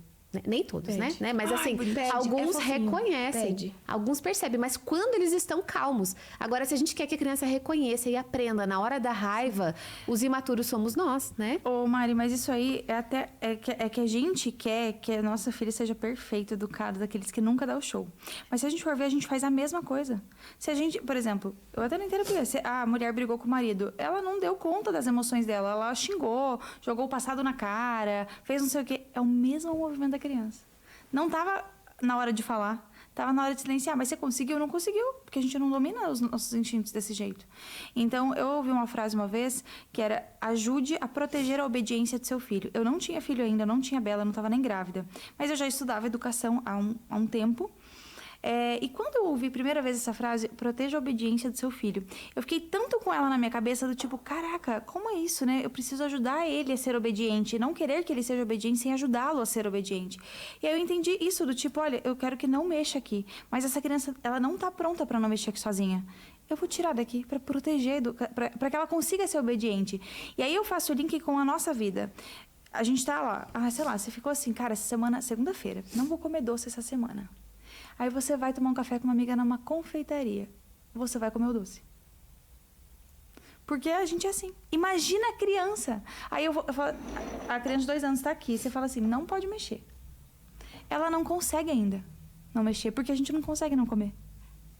Exato. E assim, num longo prazo, como que finaliza isso? Então você fala assim, a criança não consegue ainda lidar com as emoções e tal. E o próximo passo, depois de resolver ali na hora da birra, no longo prazo a gente conseguir falar assim, olha filho, você ficou triste? Você ficou bravo por isso e por isso? Tá, mas quando a gente tá bravo, mesmo assim, você não pode bater. Não é certo quando você tá bravo você gritar com a mamãe desse jeito. Quando você tá bravo, você tem que respirar. Você vai lá na cozinha tomar uma água. Você pode se acalmar. Você pode respirar assim. Você pode tentar ajudar a criança a ensinar outras coisas. Mas eu vou dar o que eu chamo de alfabetização emocional. Depois você vai alfabetizar ela. Primeira coisa, ela tem que identificar que ela tá com raiva. O que é isso que eu tô sentindo? Essa vontade de apertar, essa vontade de morder, esse calor, essa coisa. Que é? Isso é raiva. Ah, é raiva. Olha, quando a mamãe tá com raiva, o que ela faz? Porque a gente sente isso na frente das crianças, né? Olha só, quando a mamãe tá com raiva, quando ela tá brava, ela vai lá na cozinha, ela dá um tempo, depois ela volta a falar comigo. Quando o papai tá fazendo alguma coisa, a mamãe dá licença, fica longe um pouquinho para depois. A criança tá vendo isso. Então a gente vai alfabetizar a criança mostrando, ó, as emoções acontecem, todo mundo sente, eu também sinto isso. E não é errado sentir, o errado é consentir. Vai acontecer de eu sentir isso, raiva, tristeza, medo, tudo. Mas quando eu consinto com isso, aí é que tá errado, então eu preciso combater. Como que eu faço? Não é apertando a pessoa, não é gritando. Isso é no longo prazo. Uma construção. A criança chegou em casa, começou o negócio. Começou a batalha. Pra você poder chegar com 4 anos e não dizer assim, porque o Theo é tranquilo, é por isso que ele não come doce. Sim. Ah, você tem sorte, ele, né? É verdade, legal. E aí, uma pergunta já na sequência dessa. A partir de qual idade a criança começa a entender os nãos e os demais comandos? É isso de perceber a criança, né? Muito. De perceber que ela já tá com aquele entendimento de... falei e ela tá entendendo a minha linguagem. E ela já está repetindo. Eu sou aluna da Mari, do Desfraude. Eu vou ter que começar a ser aluna da Mari, porque minha hora tá chegando. Eu vou desfraudar a filha número 5 mês que vem, acho. Eu vou desfraudar o número 3 também. Eu vou desfraudar o número 1. Verão, Mari. Eu também tô esperando passar o inverno. Por isso que eu falei mais um mês, quem sabe. Que ela Eu já vou tá pra pronta. novembro. E eu percebo muito claro isso, né? Aí entra outras coisas, outras teorias que a gente já conversou aqui, sobre questões de trauma, a fragilidade da criança, a frustração da criança. Então, a partir do momento que você vê que você não permitiu que ela fizesse algo do tipo, e ela já ficou irritada, e ela já ficou ali, não gostou, e já ficou inquieta, e já... Por exemplo, lá em casa, quer comer banana antes do almoço. Falei isso ontem. Quer comer banana antes do almoço. Não, antes do almoço não vai comer banana. Então, você começa a entender ali, com um ano e meio, que você começa a dar pequenas... Não é proibições, mas pequenas regras. Regras do lar mesmo. E a criança começa a sentir que está sendo contrariada. Ela começa a perceber que você começa a perceber que ela está testando os limites dela. Não seus limites, parece que é os seus limites, né? Mas ela começa... Mas às vezes é o nosso. É que vai junto, né? O nosso vai junto. E ela tá testando os limites dela ali. Até onde eu posso fazer para eu comer essa banana antes do almoço. Então, eu percebo que é hora de trazer, assim, os pontos, né? E aos poucos, indo na distração, indo em tudo isso que a Mari colocou ali. Então, eu acredito que a partir do momento que a criança fica frustrada por ter a vontade contrariada, ela já está entendendo e testando os limites dela. Sim. Quando o bebê tá com uns, né, perto de um ano, já com uns 9 meses, por exemplo. Eu ia falar agora, 9 meses, a fase da angústia da separação. Sim, né? Quando a criança tá lá engatinhando. Geralmente com 9 meses eles já estão, né? Ela tá engatinhando, chega perto de um armário que tem coisas que ela não pode mexer. Você fala, não...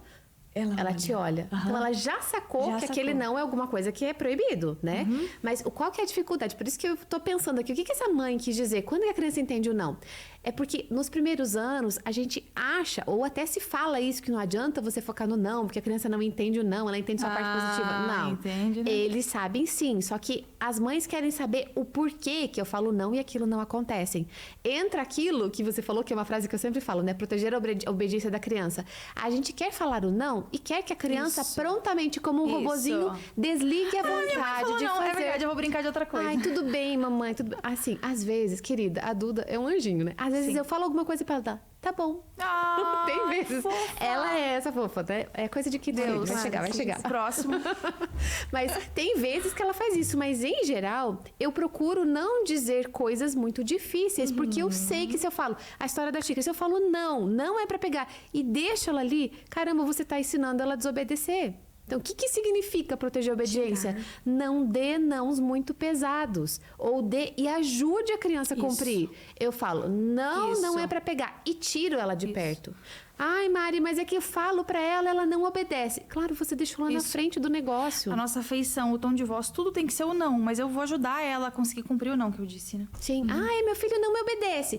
Olha, eu tenho, assim, uma coisa que tá na minha cabeça. Isso não tá em livro nenhum. Assim, eu mais ou menos na minha cabeça, eu separei por idades, assim. Isso não é uma delimitação correta, assim, certa. Mas mais ou menos até os 4 anos, eu entendo que a criança tem dificuldade extrema para obedecer. É muito difícil obedecer. Não existe obediência. A mesma idade que ela não tem comunicação boa ainda. Exato. Então, ela não consegue. Você tem que ajudar para que ela entenda que quando a mamãe fala isso, precisa acontecer isso.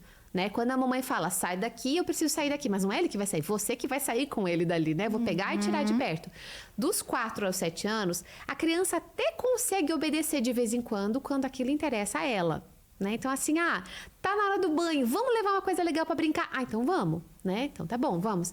Depois dos 7 anos, que já é a idade da razão, a idade que a vontade já está mais formada, a gente já consegue ter um pouquinho mais de maturidade da criança, dela entender assim, olha, cara, minha mãe tá pedindo isso, eu acho que eu vou fazer, porque senão vai estragar nosso relacionamento, a mamãe vai ficar chateada, eu vou ficar meio me sentindo estranha, então é bom eu obedecer.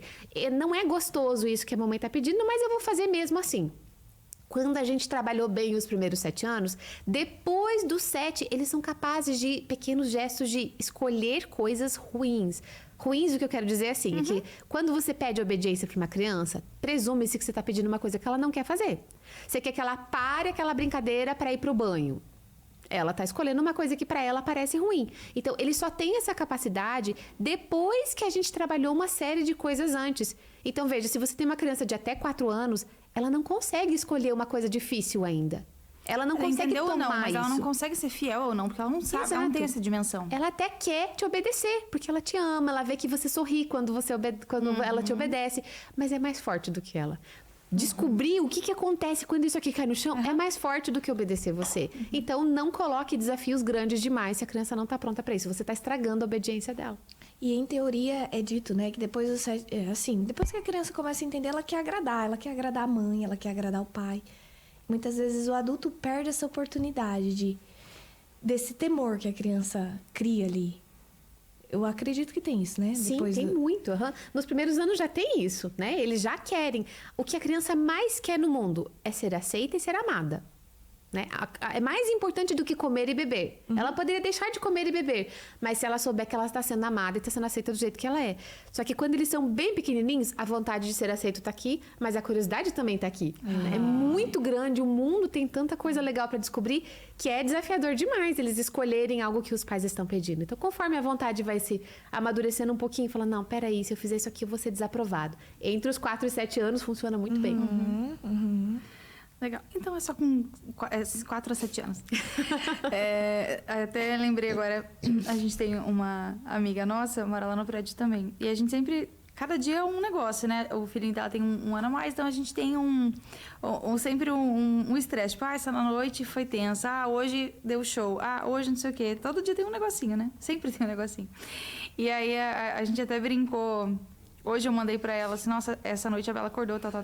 Daí ela me mandou uma figurinha é só a fase da maternidade até os 4 meses, o salto. Porque quando a gente tem o primeiro filho, que vocês já nem lembram mais como é. Mas no primeiro filho, quando chega no salto do 4º mês, é o pior, né? A gente acha que é o pior. O pior desafio que pode haver na vida. É o salto do 4º mês. E aí você fala, nossa, esse aqui é o pior. Depois. Esse é o pior salto. E aí ela brincou, pra sempre estar no pior salto, porque sempre vem um negocinho a mais, né? Sempre tem um negócio no fim das contas. É por isso que a gente tem que saber lidar com leveza. Porque a mulher precisa disso. De conseguir, tá bom, é meu filho, vamos lá. Essa leveza pra cuidar das crianças. Que é a leveza pro matrimônio, que é a leveza pra tudo, pro nosso trabalho, né? Por isso que quando estamos diante de rotina, de ordem, de obediência, de hábitos, a gente não pode se sentir num campo minado, vítima da situação de que é o salto, é o nascimento do dente, é a angústia da separação. E as mães se sentem assim, são as birras. Então, uma frase que eu sempre falo é: a felicidade não está na próxima fase, porque a cada fase vai vir um novo desafio. Então a gente não pode se sentir vítima daquela situação ali. Não, é a fase que tá, vamos lá, vamos tocar e... Não, senão até porque vai ser quando? Quando tirar CNH com 18 anos? Tem que fazer, passou, agora tem 18 anos. Não, minha sogra fala assim, que filho criado, trabalho dobrado. A gente acha, um dia vai casar, vai... Não, aí é que o trabalho é dobrado, que vem outras preocupações maiores, né? É verdade. Até qual idade seria aceitável ou ideal meninos e meninas dividirem o quarto? Existe isso ou não? Enquanto morar com a mãe só tem um quarto, tá tudo no quarto. Ou não? Eu acho que por questão de pureza, aí é outro assunto. Mas por questão, assim, a criança, eu acho que a menina tem que ficar separada do menino em relação à sua própria privacidade, né? Mas de pequenininho, beleza. Mas beleza. qual idade que, tipo, cara, isso aqui já... Se a gente puder, vamos Idade da separar. razão ali. Eu acho que tem tantas realidades também, né? De novo, né? A circunstância mas soberana, a gente não tem como né? falar sobre todas as circunstâncias de cada um. Mas pensando assim, no ideal, tipo, dá para fazer. O que seria o ideal? Assim, ó, eu acho que tem muitos cuidados, né? Concordo com a Maria, entendo a preocupação da mãe, mas na minha cabeça, se a família mora numa casa que só tem 2 quartos, o quarto dos pais e um quarto para os filhos, eu deixaria um filho e uma filha no mesmo quarto? Até sempre. Até sair de casa, mas com muitos cuidados. Por exemplo, ninguém se troca dentro do quarto. Ninguém vai se trocar de roupa na frente do outro. Isso é lógico. Aliás, na minha casa, eu já oriento e peço para as maiores não trocarem de roupa, que assim, nós temos 3 quartos na minha casa, são 5 filhos. Um quarto é do casal, só nosso, e algum recém-nascido eventualmente, mas é só nosso, né? Ninguém dorme lá. Mas o quarto dos 2 pequenos, que tem a rotina junta, então os 2 menores, né, de 4 anos e a de quase 2 anos dormem juntos, e as 3 maiores dividem um outro quarto, né? A gente tem uma beliche, uma cama, tudo certo. Então, a maior tem 16 anos e a terceira tem 9. A maior está numa fase da vida, né? Adolescência, outra coisa, o corpo já está diferente. A de 9 anos ainda é uma criança. Então, eu já oriento elas para que se troquem no banheiro. Porque já também não convém entre meninas, né? Então, não é só a questão de menino ou menina. Então, é o cuidado, por exemplo, de ninguém tem computador no quarto. Porque às vezes pensa assim, o rapaz vai estar lá, a irmãzinha mais nova está ali, ele vai estar vendo alguma coisa, porque tem muitos relatos de pornografia, de abuso que surgem nessas situações. Em casa não tem história de quarto fechado, né? Então a gente precisa pensar que as crianças não vão ficar desassistidas lá dentro do quarto. Se tem um menino e uma menina, é a mesma preocupação que eu tenho com as minhas 3 meninas no quarto. Não tem porta fechada, né? Vai ficar com a porta aberta. Então, não vai ter ninguém assistindo coisas que eu não sei o que é. Não vai ter computador, ninguém tem computador dentro do quarto.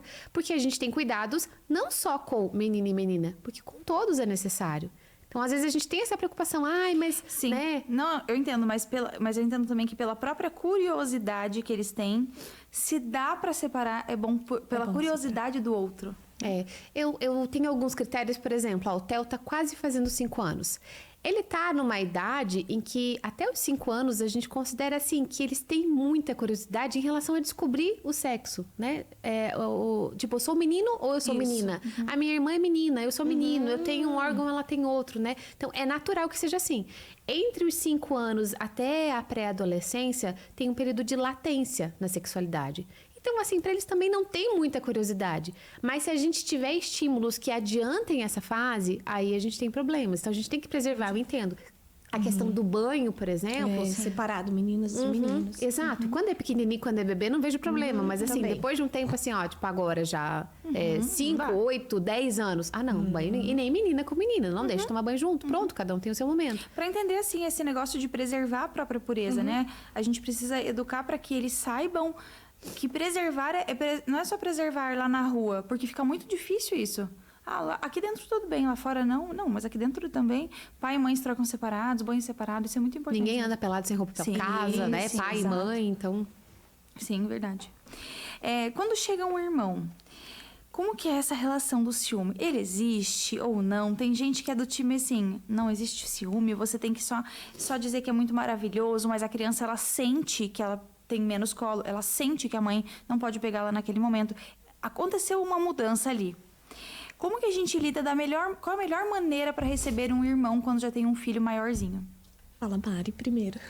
Já chegaram 4 depois da primeira. Já tivemos várias experiências.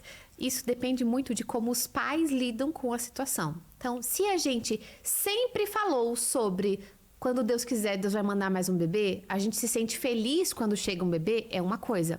Agora, se a gente sempre criou o filho mais velho como rei soberano da casa, como detentor de todas as propriedades, de todos os brinquedos, de todo o espaço, do quarto, né, tudo...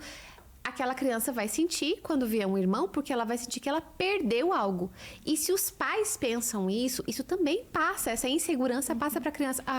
Eu queria tanto ter um segundo filho, mas eu tenho medo de ele perder algo. Você já está passando isso para a criança. Então, primeira coisa, nós precisamos trabalhar isso em nós. Então, nós em casa nunca tivemos isso assim de... Não, nunca não, deixa eu corrigir. Quando eu fiquei grávida da segunda, eu senti essa pontinha assim desse negocinho. Ai, meu Deus, né?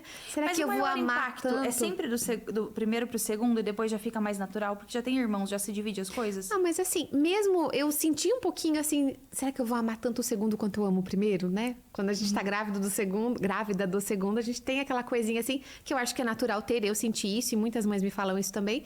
Mas logo a gente lidou com isso e desde então a gente nunca teve assim, ciúmes. Eu posso falar assim, a gente teve mudança de rotina. Mas nunca teve situação, de voltar a fazer xixi na cama, de não sei o que e tal. A criança sente uma mudança de rotina. Sempre teve mudanças. Lógico, como você mesma colocou. Eu tô acordando à noite, eu não tô tão disposta, eu não tô conseguindo ir no parquinho todo dia como eu ia, eu não tô conseguindo sentar na hora que a criança precisa pra brincar e quer brincar, eu tô ali, não tô, eu às vezes tô trocando fralda. Então, sente a mudança de rotina. Mas não como aquela coisa assim, poxa, esse irmãozinho chegou e roubou meu lugar. Eles sentem, poxa, eu queria a presença da mamãe e agora ela não pode. Mas isso também é amadurecimento, quando a criança aprende a lidar com frustração. Então, a chegada de um irmão tem que ser vista como uma oportunidade de amadurecimento que poucas vezes na vida vai acontecer. Então, quantas vezes a criança vai ter que passar de um nível para o outro, né, de maturidade. Poucas vezes vai acontecer de uma maneira tão grande quanto quando chega um irmão. Então, eles aprendem a se colocar num novo lugar. Olha, agora eu não sou mais aquele que é cuidado, eu sou aquele que cuida. Né? Eu vi isso muito, né? Porque é o mais recente, né? O Theo com a Duda, né? Que ele tem 4, ela tem 2. Ele se coloca numa posição de olhar pra ela, de cuidar dela. Duda, vem cá, eu dou a mão pra você. Vamos, a gente vai no parquinho. Cuidado. Ele pega e leva ela pra subir. Duda, vem cá, desce. Não, aqui é perigoso. Então, antes eu fazia isso com ele. Agora ele assumiu a posição com ela. Mas a gente tem que ter o cuidado de mostrar isso pra criança dessa forma, de que ter um irmão é bom, é positivo. É ganho. Exato, é positivo. Ele não tá perdendo nada. Isso que eu também trago, é ganho, né? Então agora, desde a gestação, eu tô falando lá pras crianças. A Clara vai nascer, vai demandar bastante da mamãe. A mamãe vai ter que dar muitos mamás. Vai trocar muita fralda. Vai fazer muitas vezes sonequinha, né? Não vai poder bater na porta de qualquer jeito. Então, assim, você vai trabalhando isso na criança para também ensinar o amor ao próximo. Então, eu também não sinto essa questão de ciúmes, assim, tão nítido, assim. Eu sinto que pela mudança da rotina ou pelo meu cansaço, eu fico mais... às vezes mais intolerante com determinadas coisas. Puerpério, muita coisa para fazer. Eu nunca esqueço quando minha mãe foi embora de casa. Quando a Cecília nasceu, a segunda, minha mãe foi embora, me deu muita dor de barriga, muito vômito, porque eu me vi com 2 crianças lá e eu falei, meu Deus, eu tô sozinha agora com esses 2. O que será da minha vida? E eu fiquei doente. Então, por quê? Porque eu não estava sabendo lidar, mas aquilo era tudo uma questão emocional. Então, depois eu vi, agora ela é inserida e o mais velho vai entender tudo isso. Hoje eu já explico, né? Desde o 3º, eu já explico para os mais velhos que vai chegar um bebê. Então, desde a gestação, você prepara aquela criança que é um ganho. Ela vai ganhar um irmão, vai ganhar uma mãe mais experiente. E nunca vai ganhar uma cama, vai sair do berço, vai ganhar uma cama, vai ganhar um quarto. Então, nós estamos reformando o quartinho das meninas. Então, é tudo ganho. Entende? E eles perceberem, por exemplo, assim, que agora eles vão poder ensinar algo pro mais novo, né? Quando eu falava, porque quando a gente fala assim, vai ter que fazer isso, às vezes, nossa, né? Mas que coisa ruim. Não, mas olha, você vai poder ensinar a sua irmãzinha a brincar, vai poder ensinar ela a andar de bicicleta, vai poder ensinar ela isso e isso. E daí, quando o bebê nasce, a gente também trazer os mais velhos assim, filho, ela tá chorando, o que você acha que ela quer? Acho que ela quer colinho, mamãe. Então eu vou pegar ela. Filho, ela tá chorando, o que você acha? Mamãe, ela deve querer mamar. Então eu vou dar uma mamar. Então, assim, eles começam a olhar para aquele serzinho com amor, com carinho e pensar, puxa, é nosso bebê, não é da mamãe. Não é a mamãe que teve um bebê, a família recebeu um bebezinho. Então, vamos cuidar desse bebezinho. Você não precisa isolar o mais velho, deixar com a babá, deixar na escolinha, porque agora você tem que se dedicar 100% ao recém-nascido. Não. Coloca a criança ali. A primeira pergunta, ele vai ser inserido no meio que já tem um irmão. Já tem um irmão. Legal, que lindo. Ou seja, é o nosso olhar que é pra tudo. Sobrenatural sobre aquilo ali. É uma alma que chegou. Louvado seja Deus, né? Isso é sempre maior do que qualquer caos que a gente vai passar, circunstância, mudança, né? Legal. E aí, eu acho que só fazendo um arremate ainda assim, esse caos se instala não só quando chega o segundo, o terceiro, o quarto. Quando chegou o primeiro filho também virou um caos. Virou. Né? Opa, eu acho que é o maior impacto no fim das contas. Claro, Né? a maior Porque você mudança. saía, Do você 0 tava para o 1 livre, é o que você mais dói. É, eu acho. Do 0 para o 1 é o que mais dói. É o verdadeiro dar a vida pelo outro. Até então você não teve que dar a vida por alguém a nível de dar a vida por um filho ali, devido à demanda, assim. Sim. E daí a gente acha que porque veio o segundo, agora bagunçou. Não, mas quando chegou o primeiro também bagunçou. É o que eu costumo falar. Só que às você vezes, já deu uma quando as acomodadinha, aí você tá meio se receosa. esqueceu já, né? Mas A chegada de um recém-nascido na casa provoca uma coisa parecida com você fazer a organização num guarda-roupa. Mais ou menos isso. Tá tudo bagunçado. Você tem que tirar tudo pra fora, quando tá muito virado. Tira tudo. Aí depois você vai ajeitando com calma. Olha, isso vai ficar aqui, isso vai ficar aqui. Então, é você fazer um caos maior ainda pra depois poder reorganizar a rotina da casa. Agora, onde vai caber esse bebê aqui? Vamos ter que bagunçar tudo. O horário de dormir, o horário de acordar de todo mundo, da refeição vai atrasar, vai ter dia que não vai ter roupa lavada, vai ter dia que a pia vai estar cheia de louça. E tá tudo bem, porque depois vai ficar melhor. Agora, resistir a esse caos inicial não tem a ver só com ciúmes, né? O foco era o ciúme, né? Então, às vezes a criança tá reagindo ao caos. Que a gente também reage. Claro. Não é legal, não é gostoso, mas a gente tá fazendo isso por um bem maior, né? Uma alma chegou, então a gente precisa organizar um espaço para que essa nova pessoa possa entrar ali. Aí eu acho que entra as prioridades que a mãe precisa definir ali. O que é prioridade agora? O que eu tenho que cuidar agora? E fazer... Porque senão você vai vendo aquele monte de roupa, aquele monte de coisa, e almoço, Aí você e fica outras mal-humorada e crianças. você não consegue cuidar de nenhum bem. A criança, ou recém-nascido, não vai dormir porque você tá estressada. Aí o maiorzinho que quer atenção, você não vai dar atenção, ele vai ficar E você estressado. acha que é ciúme. Isso. E você acha que é ciúme. É verdade. Muito bom. Castigo. Que tipos de castigo funcionam? Ou o cantinho do pensamento funciona? A gente pode fazer, não pode fazer? Faz teu começar? show aí, Marielle. Se compromete você no podcast. Ó, em casa nós somos da ideia de não dar castigo, não prometer castigo, não ficar ameaçando. Ameaçar. Eu já fui, assim, Eu e o meu esposo, na primeira filha. Ou seja, e até Fernanda, me compadeço de você, tá? Você foi a primeira, você lutou. foi a experiência, isso ela já sabe. É o Já vem cobaia, falando né? O demais. primeiro é o cobaia, tadinho. Então, muitas vezes a gente já se pegou fazendo isso, já vai fazer tal coisa, senão... Esse senão, você acabou ali com a história ali, né? Vai fazer tal coisa, senão vai ficar sem teu doce, senão não vai passear, não sei o quê. Tudo isso são coisas que não têm relação com o que tá acontecendo. Em geral, a gente tá exagerando e tá fazendo isso porque não sabe como fazer de outra forma. Quando você vai aprendendo como conduz uma criança, quando você vai aprendendo que na hora que ela tá muito brava, não adianta você enfrentar, você tem que acalmar ela primeiro. Ai, Mari, mas é que se eu falo, ele não faz. Tá, mas você tá falando do jeito errado, na hora errada, com a palavra errada, ele não vai conseguir cumprir, né? Você fica ameaçando, provavelmente quem faz muito isso, fica ameaçando porque não tá sabendo conduzir a criança, não tá entendendo a dificuldade que ela tem. Aquilo tudo que nós falamos antes vale 100% agora. Então, se eu ameaço, se eu prometo um castigo, provavelmente é porque eu falhei na hora de conduzir essa criança, não tô entendendo ela. Agora, cantinho do pensamento, também acho que não funciona, não uso em casa. Já tentei lá na primeira filha também, né? Já tentei fazer. Por que eu acho? Não funciona. A criança pequena não consegue chegar a conclusão nenhuma sozinha. Isso que O que pode? Nos meus, não cheguei lá ainda, mas nos meus estudos, o que eu entendi é isso, assim, ele seria funcional se a criança conseguisse fazer um exame de consciência do que aconteceu, mas ela não é consegue. capaz de fazer esse exame de consciência. Mesmo que a criança seja maior, o que você espera? Vamos falar sobre expectativa e realidade, né? Expectativa, uma criança lá de 5, 6 anos.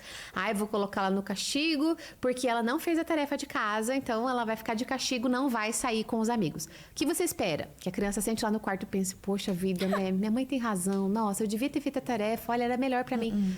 Essa é a expectativa. Realidade. Poxa vida, minha mãe é muito ruim mesmo. Sim. Olha só, todo mundo tá lá brincando. Ela tá lá. Da próxima vez eu vou ser escondido. Da próxima vez eu vou fazer diferente pra minha mãe não saber que eu fiz errado. Então, a gente espera uma coisa que não acontece.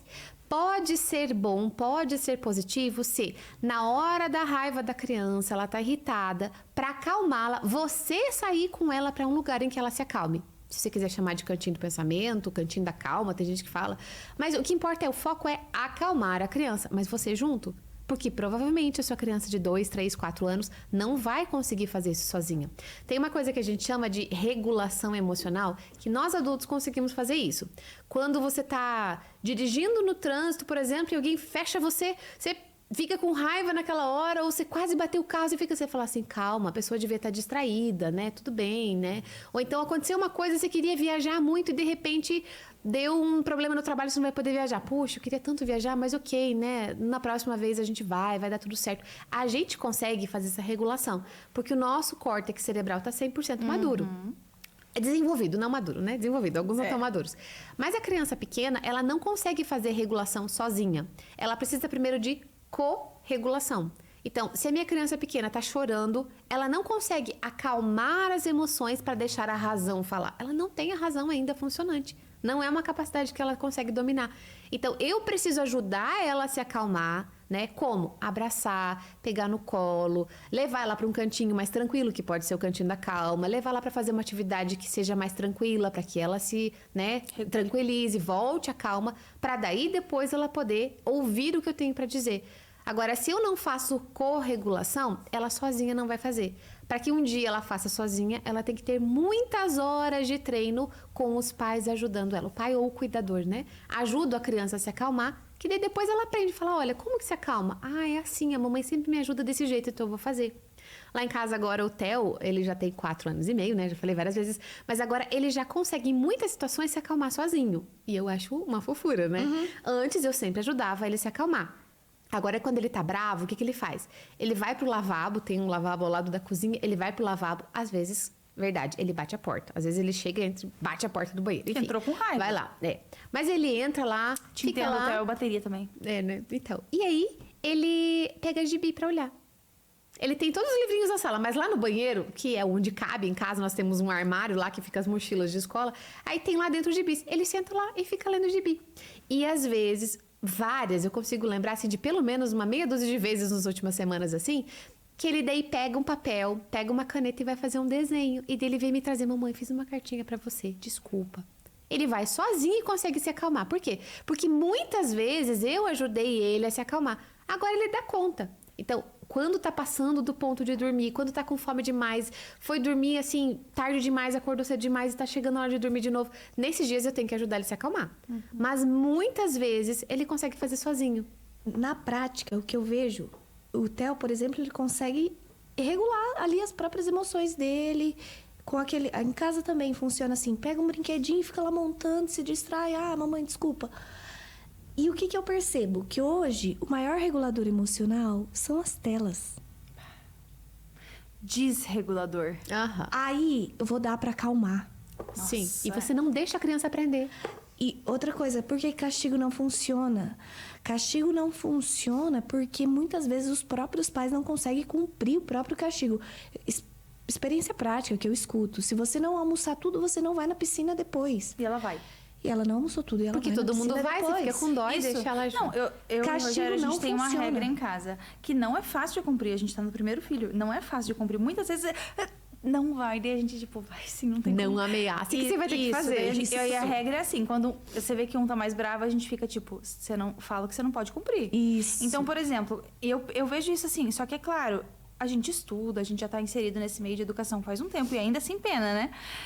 É difícil, porque a primeira reação é querer falar isso. Então eu percebo que às vezes a gente tem que se policiar, tipo, não dá pra falar isso, vou ter que mudar o negócio. A gente tem que pensar na hora de maneira intencional. Por exemplo, coisas que eu vejo que assim dá vontade de falar, mas claro que você não fala, mas a gente, né? Do tipo, se você não trocar de roupa, você não vai na vovó. Sim, minha santa, mas você tá indo na vovó? Essa criança vai ficar em casa sozinha? Não, ela vai na vovó. Então, esse Então vou eu lá ajudar ela a trocar de roupa. Porque ela vai na vovó. Em vez de ameaçar. Isso, não tem como. Você não vai conduzir do cumprir. jeito certo. Você não vai E cumprir não o vai castigo. Não tem como. Sim. É que eu acho que é essa autoridade que a gente vai criando com a criança do tipo... Não, você não vai fazer isso agora. E beleza. E lidar com... Só tem essa opção. Não vai fazer. Você pode chorar, mas você não vai fazer. Mas é que dá o dó, e tipo assim, como que essa criança... E aí, isso aqui, na verdade, do castigo, volta lá pro não, de entender o não. É que a gente tá associando a criança não ficar no castigo, mas porque a gente queria que ela entendesse o não. Que aí vem a da pergunta anterior. Ela não entendeu o não. Você precisa ajudar ela a conseguir. Ela não consegue obedecer ainda, né? Se eu peço uma coisa que tá acima, ela tá na obediência nível 1 lá, do 0 aos 4. Os níveis. Eu peço uma coisa do segundo nível pra ela, ela não vai cumprir, daí eu vou tentar ameaçar. Eu tô fazendo errado. Sou eu que tô errando, né? Eu tô olhando pra essa criança esperando uma coisa que ela não é capaz de entregar. Sim. Mesmo porque nos primeiros anos de vida, a obediência não é uma coisa que vai sair ali da alma dela por virtude. Não, é por previsibilidade, respeito, A gente conduz, hábito. né? Sim. E aí, pra fechar, a pergunta ela já foi respondida, porque na verdade é uma coisa integrada, né? Muito ligada. Tudo ligado. A primeira pergunta é ligada a qualquer outra de todas. Mas era exatamente isso. Qual é o nível do papel da rotina na disciplina, da obediência e do sono da criança? Essa fui eu que elaborei, não foram as minhas meninas. Muito interligada. Tem cara de raiz essa pergunta. De novo? De novo, repete, por favor. Qual o papel da rotina na disciplina e na obediência em relação ao sono da criança e à obediência? Primeira coisa, né? Temos que ver que temos um ser imaturo, totalmente imaturo, sem a sua inteligência formada, sem a sua vontade formada. E nós, como pais, é para ser inteligente o suficiente para lidar de modo previsível com essa criança em todos os hábitos da rotina no geral, mas todos os hábitos que vamos formar. Porque daí o primeiro pilar que a gente levanta dentro da rotina é o sono. Depois vai vir a alimentação, depois vai vir a ordem, depois vai vir a obediência. Então, essa criança, ela precisa ser trabalhada de forma segura. Eu estou com fome, eu sei que minha mãe vai dar comida. Eu estou com sono, eu sei que a minha mãe vai fazer eu dormir. Então, eu acho que isso está muito interligado. E essa ordem no lar precisa estar bem estabelecida com a chegada da criança. Porque senão é um caos completo. Aí vai gerando tudo isso que nós falamos. Na verdade, a nossa rotina anterior, a criança chegar, assim. A gente tem hora pra comer, tem hora pra dormir, tem hora pras coisas, né? E tem lugar também. Muitas vezes, na própria família, não tem lugar, não tem hora para almoçar, não tem lugar para o próprio almoço ali. Então, você se depara com uma introdução alimentar, por exemplo, que nem é só dormir, né? E tem que sentar à mesa para comer, ou eu vou comer com a criança correndo atrás com o prato na mão, correndo atrás dela?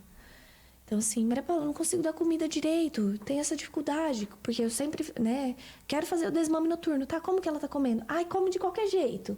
Aí tem outros pilares bagunçados. Então, precisa estar bem sólido, bem fixo esses pilares da rotina, da previsibilidade, dos bons hábitos, para a gente conquistar outros mais profundos ali, que entra a ordem e a obediência. E para quem tá escutando isso, já tem um filho ou mais, mas já tá um pouquinho mais velho, tem 4, 5, 7 anos, sei lá. Tá escutando isso e tá assim, em pânico, do tipo, fodeu, nunca fiz isso, não sei o que eu vou fazer. Dá tempo de remediar? Por onde a gente começaria? Para uma mãe que, é isso assim, deu tudo errado. Não fez nada disso aqui porque foi o que a vida deu para ela.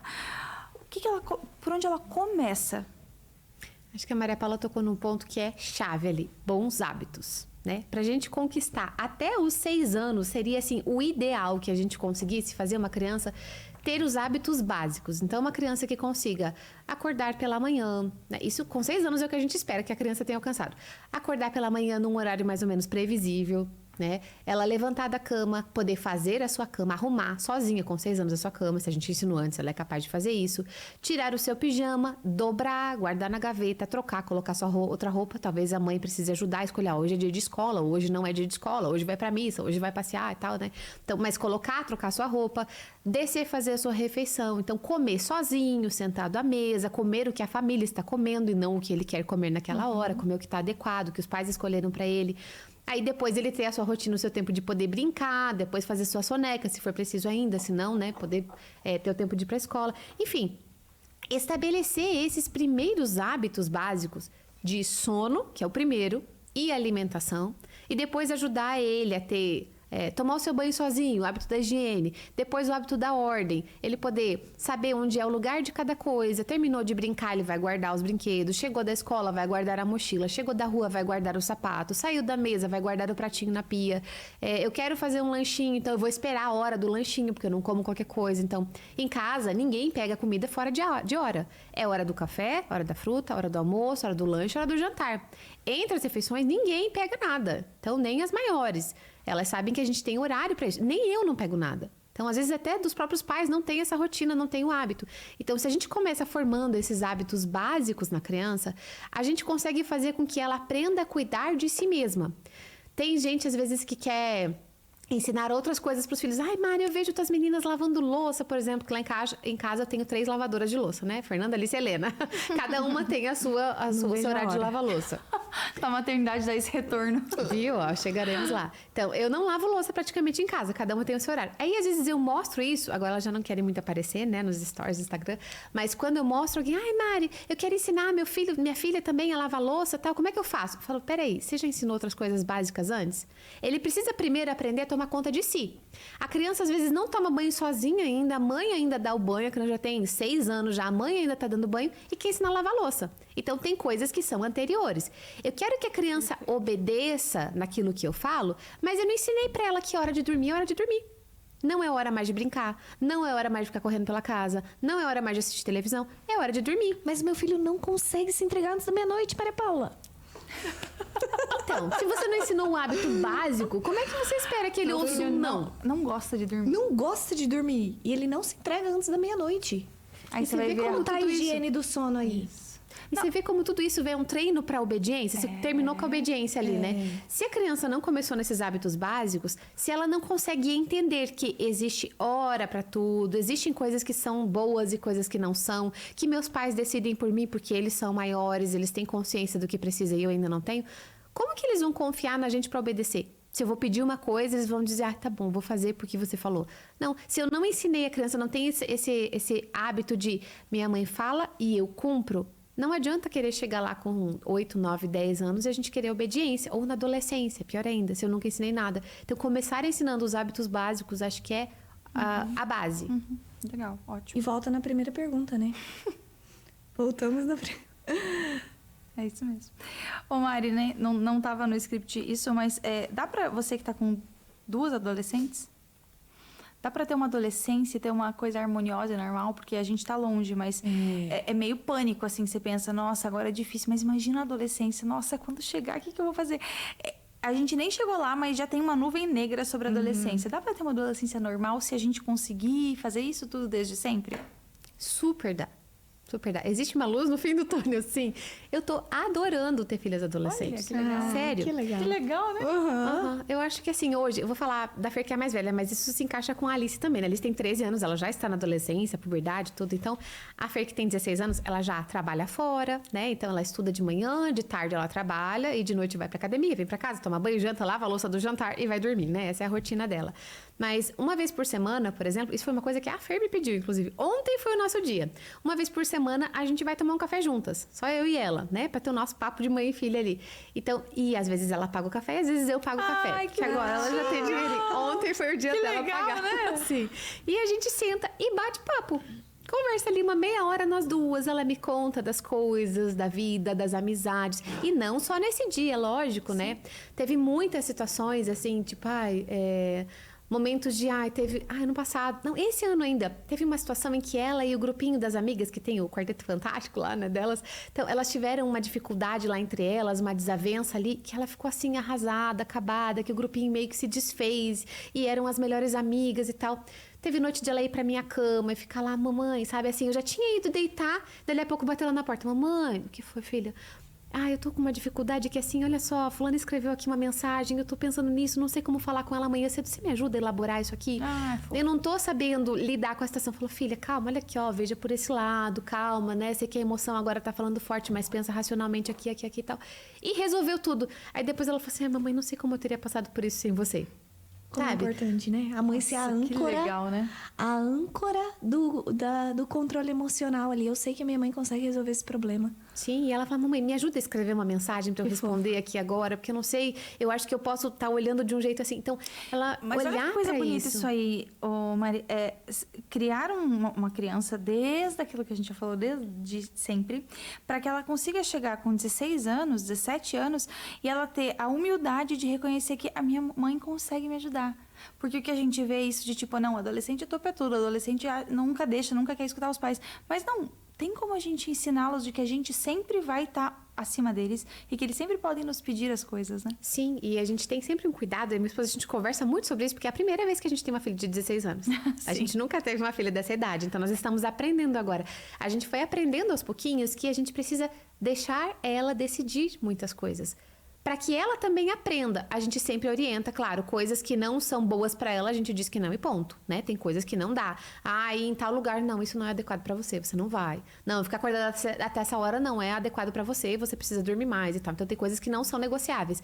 Mas em situações que ela pode escolher, a gente permitir que ela tome decisões e às vezes ela veja, puxa, mamãe, você estava certa. Né? Olha só, então nem tudo a gente chega e determina como com uma criança pequena. Então a gente permite que ela amadureça, porque afinal de contas eu tô preparando ela para daqui a pouco assumir a família dela, né? E ela fala, mamãe, eu quero casar cedo. Bonitinha. Ela Eu me li fala isso. o caráter na adolescência e falava lá, cuidado para não deixar, na carta aos São Paulo falava, cuidado para não deixar os seus filhos coxos morais. Isso. Então, dependendo do nível de proibição que você faz na adolescência, Você castra. Você castra. Isso que eu ia você falar. vai prejudicar muito essa criança. A gente, esse na verdade, adolescente. o amor é esse espaço de liberdade que a gente dá pro outro ser o outro. Mas não é só numa amizade ou só no nosso casamento, é com as crianças também. Então, isso que você diz, né? Eu deixo ela decidir. É o espaço de liberdade pra ela já, com a formação que ela já tem, com a personalidade dela e com o gosto, porque a gente tem gostos diferentes, pra que ela fique livre pra escolher aquilo e entender. Isso foi bom pra mim, isso não foi bom pra mim. Mas esse espaço de liberdade pro adolescente poder desenvolver a vida dele até chegar à vida adulta, né? Sim, eu acho que a Que legal. adolescência é um fruto do que a gente plantou na infância. Então, se a gente plantou ventos, a gente vai colher tempestades, né? Agora, se eu passei a infância inteira da criança consolando ela com uma tela, passei a infância dela, não tinha horário para comer, não tinha horário para acordar, não tinha horário para dormir, ou em vez de eu estar presente ali, eu estava no celular e dava o outro celular para a criança para eu poder ter o meu tempo para mim. Então, todas as escolhas têm consequências. A gente falou disso hoje. A gente quer ensinar isso para os filhos, mas esquece das nossas. As escolhas que eu faço hoje na infância do meu filho, quando eu tô cansada e meu filho vem me pedir colo, vem me pedir para brincar, vem me pedir para ler uma historinha, quando eu tô com 1 milhão de coisas para fazer e a Duda, minha filha de 1 aninho, vem agarrar nas minhas pernas, mamãe, cola, eu tenho que parar tudo e dar uma olhada para ela e dar uma atenção para ela. São escolhas que eu tô fazendo e tudo isso terá suas consequências. Agora, se a gente já começou de uma maneira que não foi intencional, como você bem colocou antes, se eu não levei a infância de maneira intencional, a adolescência vai ser acidental. Nossa, Olha. fica com essa frase de final. Eu ia pedir uma frase no final, a Mari já mandou o recado dela. É isso mesmo, que bonito, né? É o verdadeiro dá de ti, né? Acabou. A maternidade é isso, dá de ti. Até quando?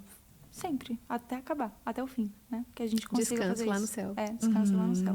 E pra gente poder ir tomar um café na Lavian, nossa marca parceira, quando você for lá, você pede o ovo mexido com bacon, é o melhor que tem. E olha que o meu é bom, mas o deles é melhor. A Lavian fica na Rua Antonina, aqui em Cascavel, perto da Igreja da Fogueira. Então você vai saber qual é. Sério, é muito gostoso, os espaços são muito gostosos. Para quem trabalha home office, que precisa às vezes falar, meu Deus, a gente que trabalha só em casa, às vezes precisa falar, deixa eu sair desse ambiente para eu não ter um pequeno surto. Vai lá na cafeteria, toma um café gostoso. É importante que a gente tenha esses momentos. E isso é um tempo de qualidade muito maior do que o celular, né? Passar um tempo, tomar um café, comer uma coisa gostosa, olhar um lugar bonito, passar tempo. Vamos lá na Lavian, nós vamos lá agora quando terminarmos aqui. E também não esqueçam, né? A Bruna Farias, pediatra, a gente encontra ela em 2 clínicas aqui em Cascavel, mas eu quero deixar um endereço específico. Mas também, embaixo na descrição, vai ter o @ do Instagram, o endereço, os contatos, tudo que vocês precisarem, porque tem filho, não tem como a gente desassociar de pediatria, né? E é interessante que a gente tenha esse cuidado para escolher os profissionais que cuidam dos nossos filhos, desde a consultora de sono, desde o professor que a gente escolhe para nos ajudar. É importante que a gente tenha um profissional de confiança, uma pediatra, porque é da hora que você sai da maternidade até quantos anos, né? Que a pediatra cuida, que ela tem esse olhar amoroso, e a Bruna tem isso, esse olhar individualizado e personalizado para a criança e para a família, para entender esse meio que a criança está inserida. Isso é muito legal. Então, aqui em Cascavel é na clínica Mami Kids, mas eu vou deixar toda a descrição para vocês entrarem em contato com ela e ficarem seguros com a escolha de vocês. Para a gente finalizar, eu queria agradecer a presença de vocês, o tempo, tudo isso que eu já falei. Vocês são muito especiais, são uma referência para mim.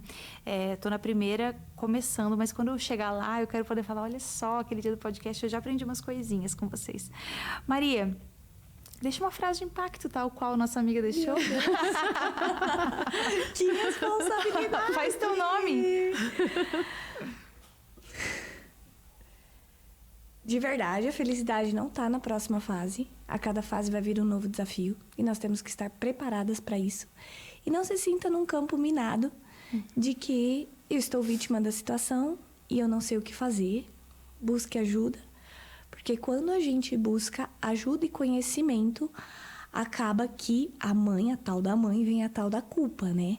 Sim. Então, a culpa materna, ela não pode predominar na sua vida.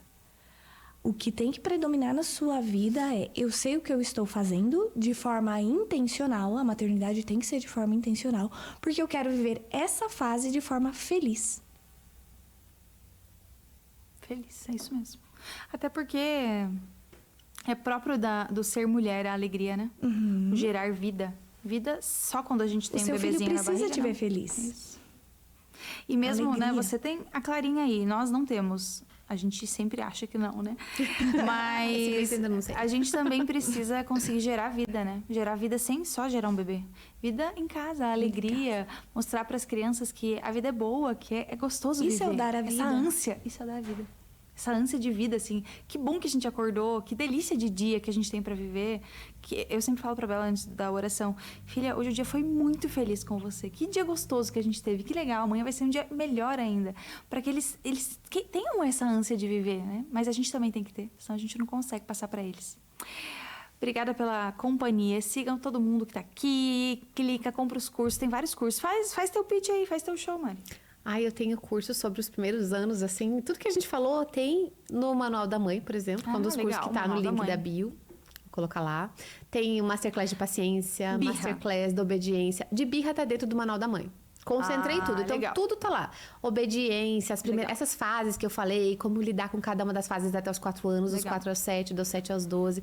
Tudo lá dentro do Manual da Mãe. E ele tem os aulões, né? Masterclass sobre paciência. Ai, não tenho paciência. Você pode ter. Todos temos. A gente nasce com a sementinha, só que a gente não cultivou, né?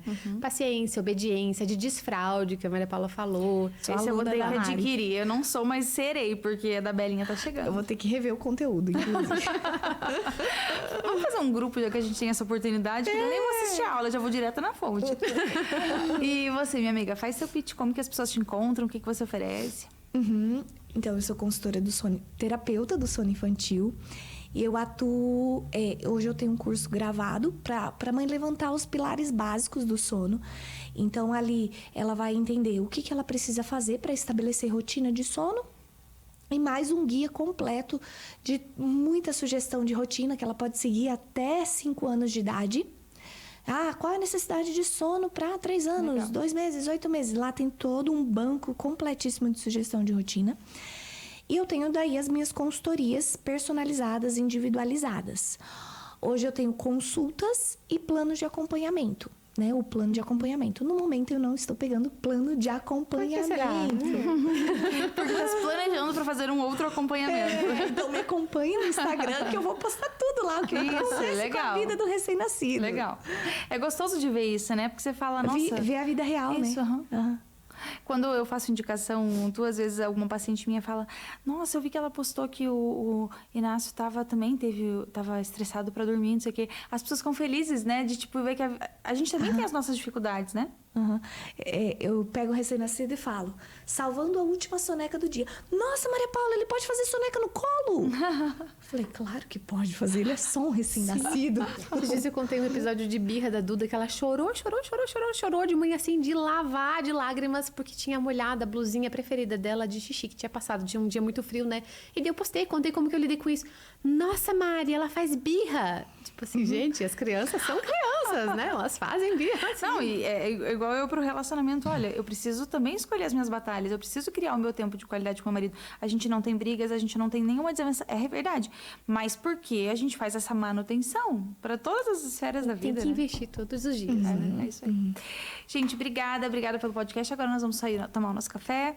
Obrigada pela participação. Comentem aqui embaixo, mandem mensagem pra gente. A gente fica feliz quando vocês nos assistem. Esse aqui é o nosso trabalho. É óbvio que a gente faz para contribuir, mas esse é o nosso trabalho. Então, quando você salva, quando você curte as nossas coisas, quando você compartilha, posta e marca o nosso @ é importante para o nosso trabalho, para que a gente possa, com o que a gente sabe, ajudar um pouquinho as pessoas. Um beijo e nos vemos no próximo podcast.